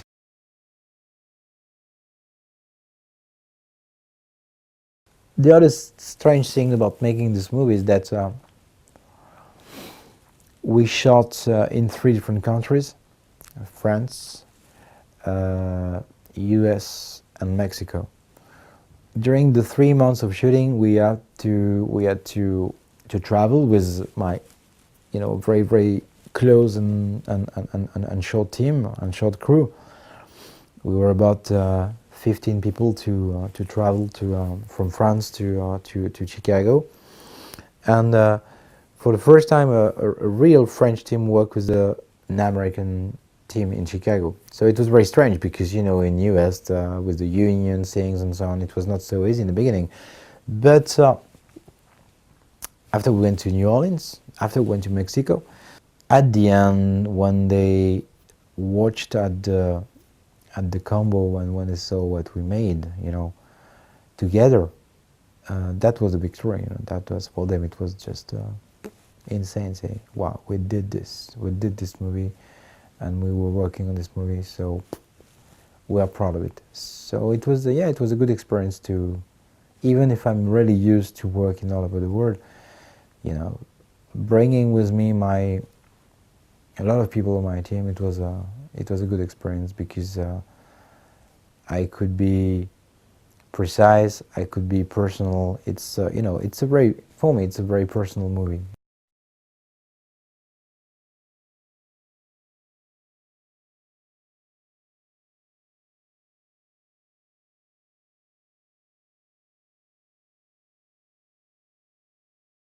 I've been a fan of films like La Femme Nikita and Leon and everything, and she said, well, Luc Besson is producing it, and there's this amazing director that's attached to it, and they send me his movie, Exit, and I saw it, and I read the script, and I really, really liked it. I just felt like it was the kind of, I don't know, the kind of risk that, to me, if anything, feels, how do I say it, like something worth doing.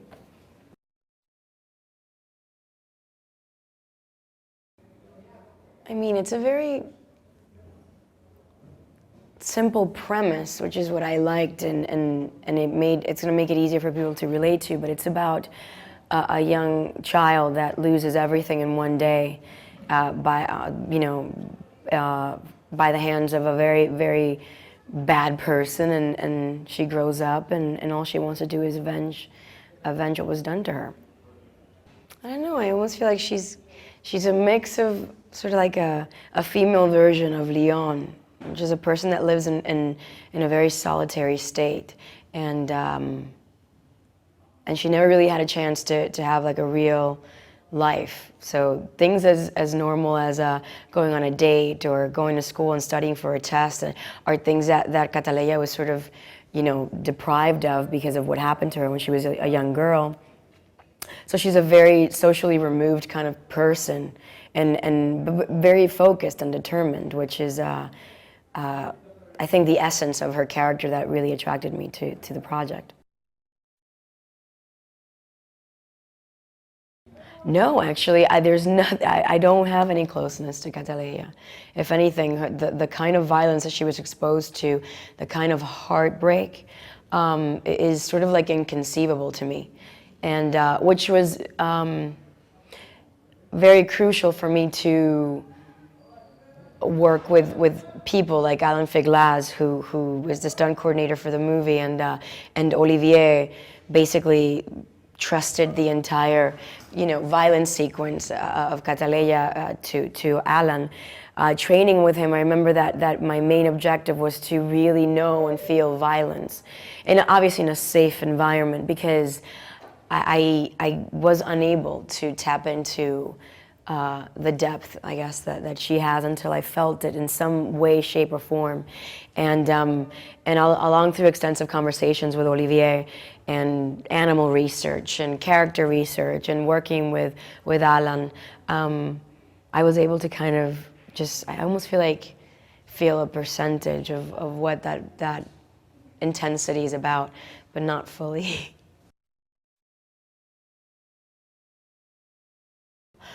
Well, there was a lot of animal research. I tend to like to study certain specific species in the animal kingdom, because I almost feel like they give me a very quick introduction to their character via their physicality, and so that was immediately the beginning. It was trying to find the right animal for her that kind of described her, and as a woman, it's always very easy to think that women are closer to like felines but this time she wasn't, and so that's I always start with that.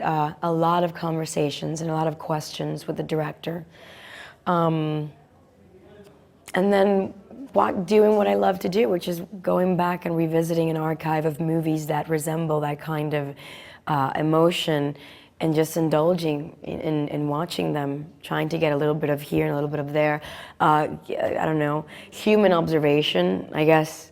For some reason, when it comes to animals and children, they're my biggest encyclopedic fountain of information and identification when I approach a character. And I'm surrounded by those. So I have an array of things to pick up. So that was kind of like the format, or not a format, but I guess the process into becoming her. I guess it's playing through the eyes of Cataleya, being that she's a person that feels completely invisible, if it isn't for this purpose that she needs to accomplish, fulfill. So I always felt that maybe wearing the costumes was, in a very ironic way, soothing for her, because it was a moment for her to not be in her own skin, I guess. So I kind of, maybe thought about that. And that obviously gave me the answer to that when she wears her regular clothes, she's absolutely invisible. She lives in a constant state of mourning, so she chooses dark colors and just rough things. Also because of her character, she's a killer, so she would never look relaxed. She probably has like a first aid kit on her at all times in case shit happens, so sorry, in case anything happens.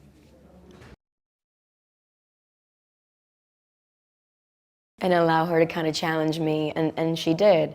So, short story long, weight training, fight combat, mostly like Krav Maga. So Krav Maga, there was a little bit of martial arts tossed in it just to, I don't know, spice things up. And it was a lot of gun training, to a point that my fingers are like a little sore right now of just, you know, locking and glocking and charging weapons and stuff. God, there were so many characters from is it Creasy Bear from Man on Fire? A lot of the Scott Brothers movies, from like Revenge, True Romance, to Man on Fire, I took sort of like as an inspiration. Jeremiah Johnson, because it reminded me of like sort of like a person living in complete solitude, trying to keep focus on their purpose, you know. And then a movie that Roman Polanski directed with Sigourney Weaver and Ben Kingsley called Death and the Maiden. That was very crucial.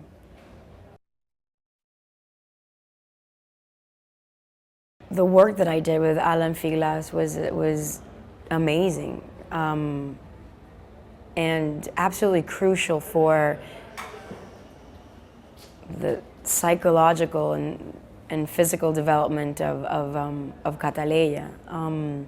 Alan is one of those creatures that you meet at some point in your life, and whether you continue knowing them or it was just a first-time encounter, you will never forget meeting someone like Alan Figlas. He's a wonderful teacher, and there's a man that knows every form of combat through psychology.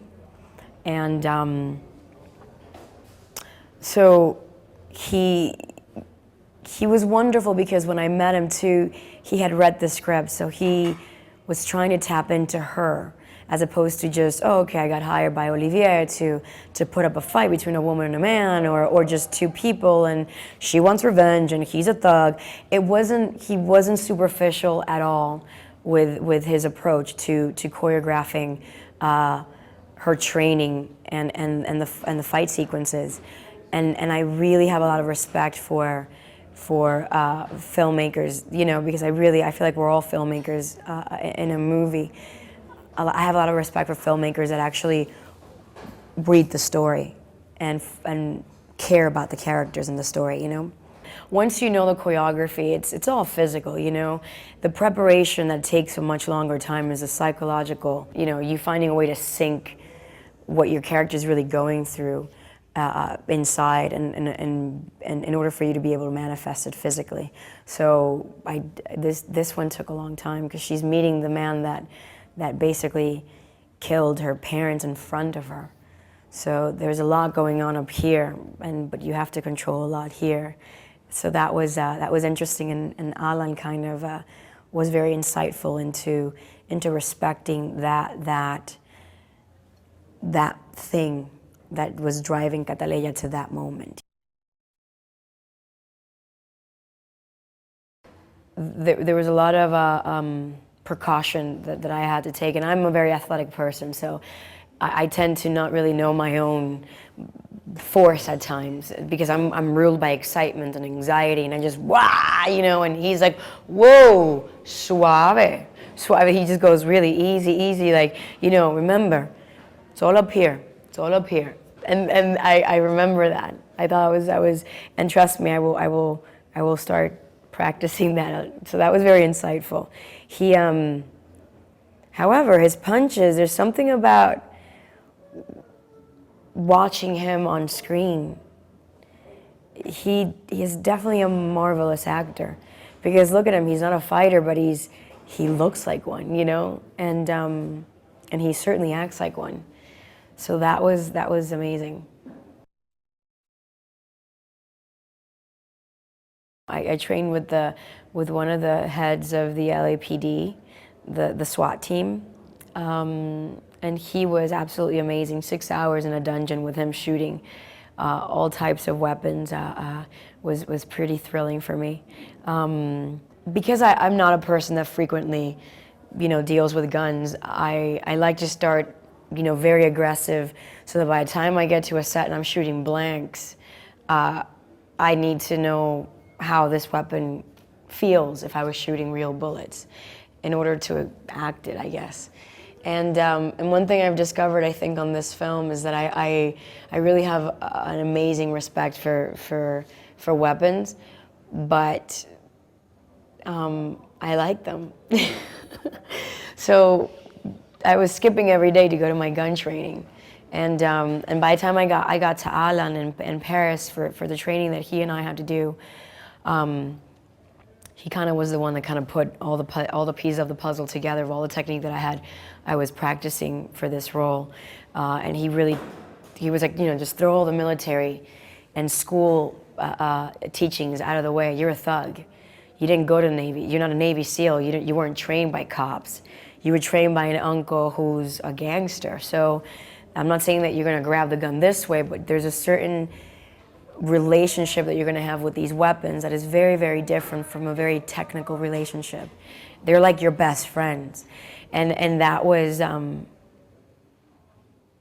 blew my mind, you know, to even understand that small of a detail about how she should handle her closest friends, which are her weapons, was absolutely crucial to kind of bring this woman to life, you know? I don't know, I just really, they've taken everything from her. I don't think that she's gonna show up here with a knife, show up to the hacienda to fight all these men and just have like a pocket knife with her. And she's not just gonna have a Beretta, she's gonna come in with a rocket launcher and she's gonna have a good poker face. So that was, you know, when I saw the size of that rocket launcher, I don't know, I get really excited. Because I want to know how it sounds. I want to shoot it first before we shoot the first take, and I want to really know how to stand correctly because I don't want to look like an idiot when by the time I launch it. And so many things go through your mind, but they, you know, all in all, for the sake of Cataleya, it's her. It was a big challenge, I guess. Not only for the physicality of it, for the continuity physically of it, but for the psychological continuity and the tone of a scene. It made it at times seem kind of impossible. I'm glad I did it, you know, and I went through it, but trust me, you're not going to see me, the next script that I read, going, I really want them to shoot in 7 cities, and I want this scene to be broken out in a different place, and I cannot go through that roller coaster again. The mental roller coaster was exhausting, but you got to do it, you know. I'm not saying that the opportunity will not resurface again, and I might just take it because I like a challenge. Oh yeah, just to give you an example of how challenging it was to shoot out of sequence and in different places the same scene in 3 months was I started in the hallway of my apartment in Paris. I walked outside my building in New Orleans, and I got to enter my apartment in Mexico. So it almost feels like a Game Boy. Like a video game or something. That's how grueling and interesting it was.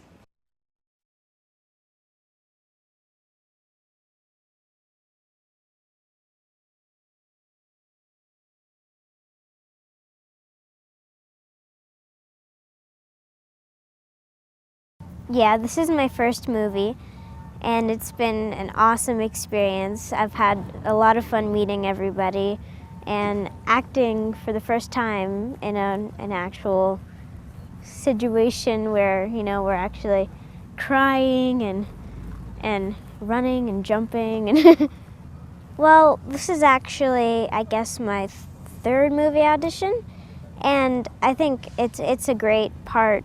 Catalea is really, really strong and secretly, you know, kind of emotional. I think it's a great movie and a great part to play. Well, Catalea is a girl growing up in Bogota, Colombia, and her parents get killed by these mobster drug cartel guys. So then she escapes and she runs to Chicago, where she finds her uncle and asks him to teach her to be a killer.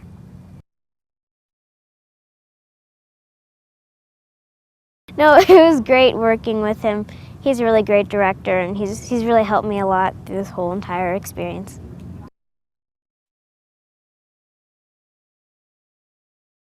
Oh yeah, so Catalea runs through this favela neighborhood, and she's dodging people and thugs on motorcycles and all this crazy stuff. So she really knows her neighborhood well. She jumps from rooftop to rooftop, through alleyways, on top of cars, all kinds of stuff.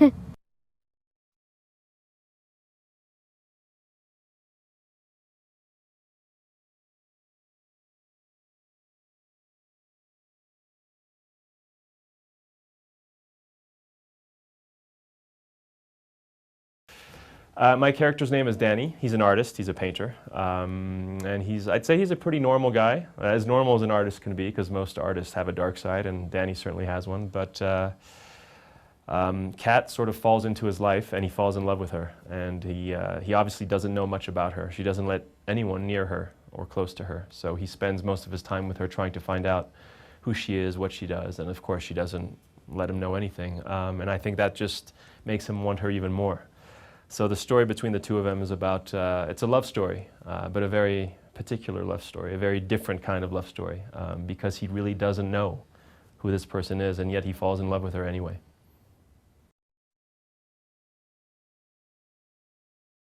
I wanted to be in this movie because Luc and Olivier hired me.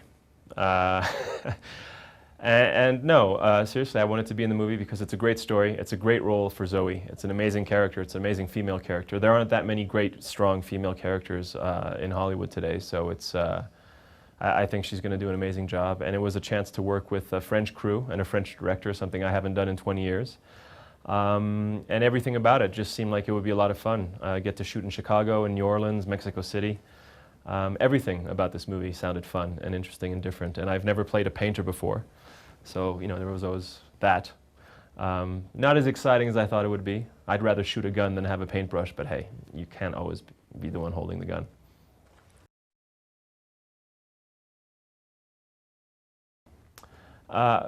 From my end, there wasn't that much improv because, as I said, my character was pretty well written. So most of the dialogue was there, was good. I didn't have to do too much, sort of changing. I mean, obviously there are a few lines here and there that I wanted to change. Olivier is very happy to change anything if it's going to make the scene better. So I wouldn't say there was that much improv, but we certainly did talk about the character a lot. With Zoe as well, we talked about the dynamic between the two characters. And just to try and find little things to make them more interesting together, because you know, when you're playing a character who's only on screen for 2 or 3 scenes, you have to find something that makes him interesting so the audience can relate to him. And I think that Zoe and Olivier helped me find a nice little sort of, you know, medium line between being a character and not being too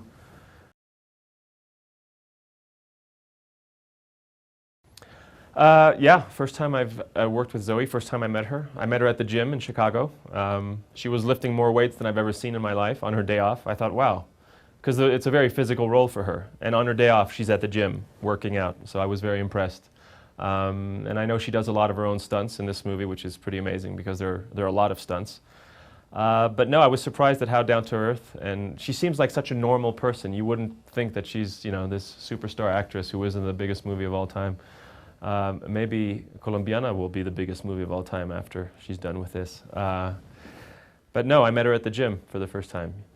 I don't know what I was doing there. I was looking for for a drink, maybe.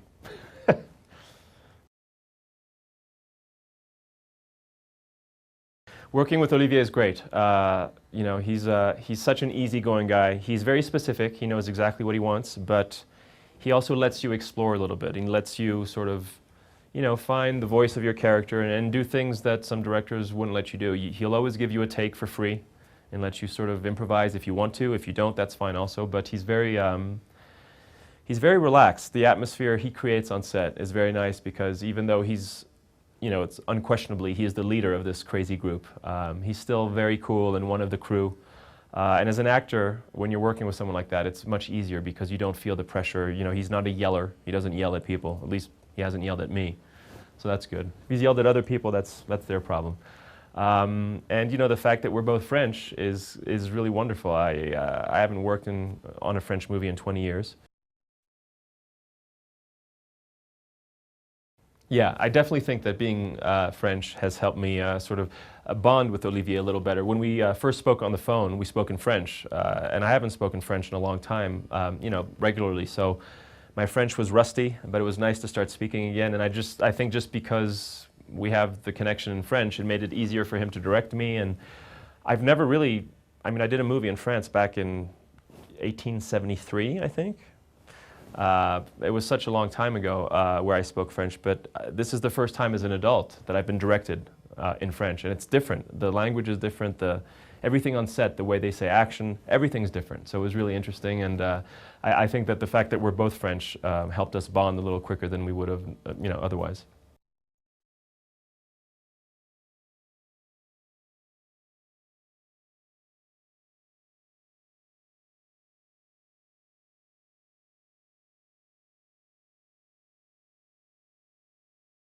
My name is Lenny James and I play Agent James Ross.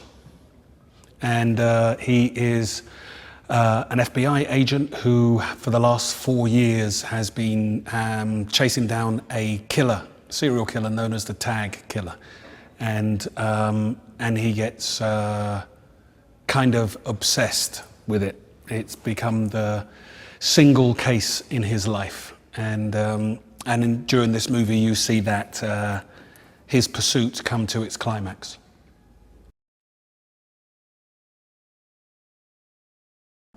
Colombiana is the story of Catalina.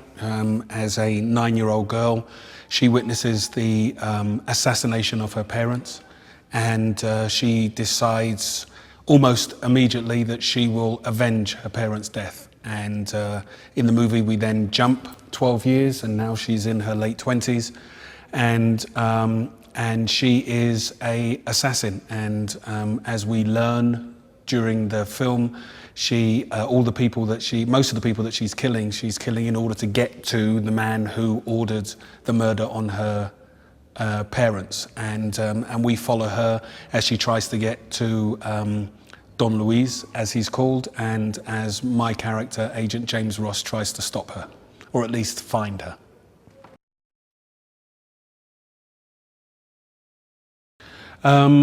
I thought it was a good play on the genre.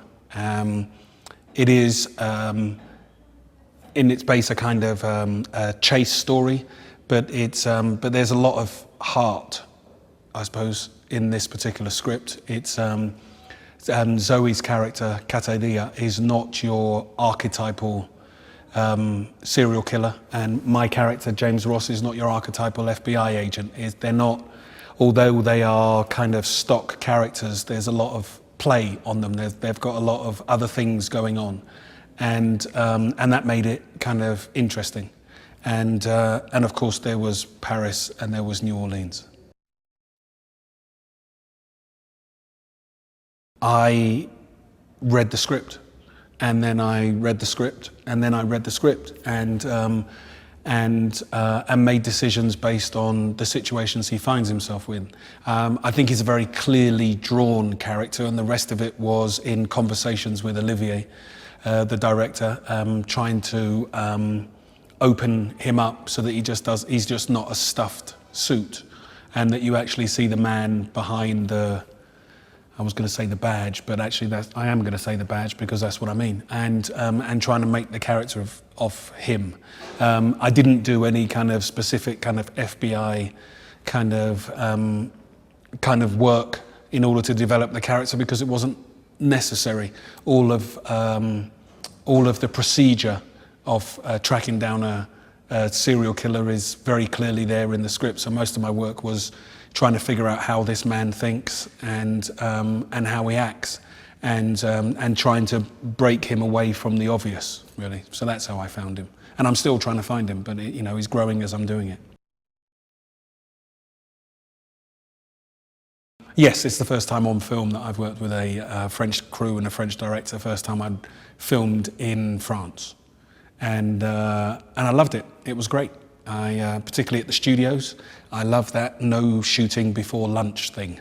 It's fantastic, and you know what? The truth of the matter is, regardless of when you spend enough time on film sets, it's not that they all become the same. It's just that if you look closely on film sets, the same people are doing the same jobs, and they all kind of they cut the same shapes, really. So film sets are pretty much the same all over the world, and the difference is the relationships with the people as opposed to the relationships with the country, or the relationships with the kind of the different cultures. In the end, film sets are like the circus. They're a kind of country to themselves, and they pretty much have the same rules. And your job is pretty much the same, which is to find out in a very short space of time whether or not you can trust the people that you're working with, and whether or not you've got the freedom to create, and that's certainly true on this set. I've never worked with Zoe before. I know her work. In fact, I didn't realise it until, I don't know, later on. But I got daughters. I have 3 daughters, and they were big fans of a ballet film, straight over my head. But they were big fans of a ballet film called Centre Stage that Zoe was in. So they were kind of fans of her from then. And then when Star Trek and Avatar came along, they kind of were pointing her out. So I was aware of her before we came to work with each other on this film. No, it was a very long scene, and it's a very complicated scene, and again, it was a real example of how collaborative this process has been. We spent most of the morning just working on the script, making sure that what Zoe wanted to bring to the scene was there, and what I wanted to bring to the scene was there, and what Olivier wanted from the scene was all in place. And when we got that right, when we got that to a point where we all agreed, then we started, you know, blocking it and rehearsing it, and it is a very long scene. It was so long that the Steadicam kept running out of film, and but it was, you know, it was a lot of fun. But it is one of, certainly between our characters and our through lines in the film, it is the climax of our relationship. And we had to kind of get it right, and I think we did, actually. I mean, it kind of felt good. It was it kept growing the more we did it, and there was a real kind of back and forth between myself and Zoe that was fine. And again, it was another, you know, example. If you can. You know, if you can trust the other actor that you're working with, that whatever you throw at them, they'll be able to catch and throw back at you, then that's, again, you don't want much more than that in the person that you're acting opposite. And that was, I think, what happened yesterday. And I haven't seen it cut together. I might be completely wrong, and it might be a rubbish scene. But it didn't feel like it when we were shooting it. I would have to say that it would be Paris, and it would be the moment when I realised that we weren't shooting anything until after lunch, and the studio, I think, was a lot of fun, even though I didn't have a huge amount to do there. But it was the start of the shoot, and it was the first crew, and it was the first kind of buzz of the whole thing, and I really like Paris, so it was great being there and working there, and it was a great film. I think he's not less enthusiastic, he's just doesn't quite share my passion to catch the tag killer. And because the only people that the tag killer seems to be killing are really bad and horrible people, so why waste time? And again, that's been a relationship and a decision made about our characters as we came together and as we kind of took part in the process of bringing them to life, really. It wasn't immediately what was on the page. We kind of came up with that dynamic between ourselves and Olivier, and that seems to be where it's kind of burgeoning, and it's a kind of a lot of fun, and you know, well, I've had a good time kind of working with him because I like him as a geezer, and he's a good actor, and we have a lot in common, even though we're from, you know, other ends of the world and all of that kind of stuff. So when that happens, and again, like I was saying with the scene with Zoe, is if you've got an actor that you kind of go, you know, he can handle anything that comes at him, and I hope he knows that I can handle anything that comes at me. It just means that you can kind of play in the scene, and that there's a confidence that you don't have to worry about. You don't have to worry about if I say, you know, I want to go in that room, as opposed to I'm going in that room, that it's not going to throw anybody, that they'll be able to pick up and adjust accordingly. And sometimes that can throw somebody that you're working with because it's not the exact line. But but with Max, with Zoe, with Graham, with a lot of the guys in the show, you know, they're so solid in their own characterizations that, you know, all things are possible. I don't know yet. To be absolutely honest, I haven't kind of got there. I don't have a huge amount left to kind of film, but I haven't got the perspective of being able to as yet say what I've got from the movie. I think I hope that I've done my job to the best of my ability in the way that I always strive to do, which is to lift the character off the page and give it real life. But as for, you know, what I feel about it, we haven't finished shooting it. It's not complete yet. It's not itself yet. So I don't know. I've had a lot of fun doing it, and I hope I've kind of contributed to the whole. But as for what I'll get for it, I don't know. I'll wake up one day, it will surprise me. I'll phone you up and I'll tell you. It's a thinking action movie.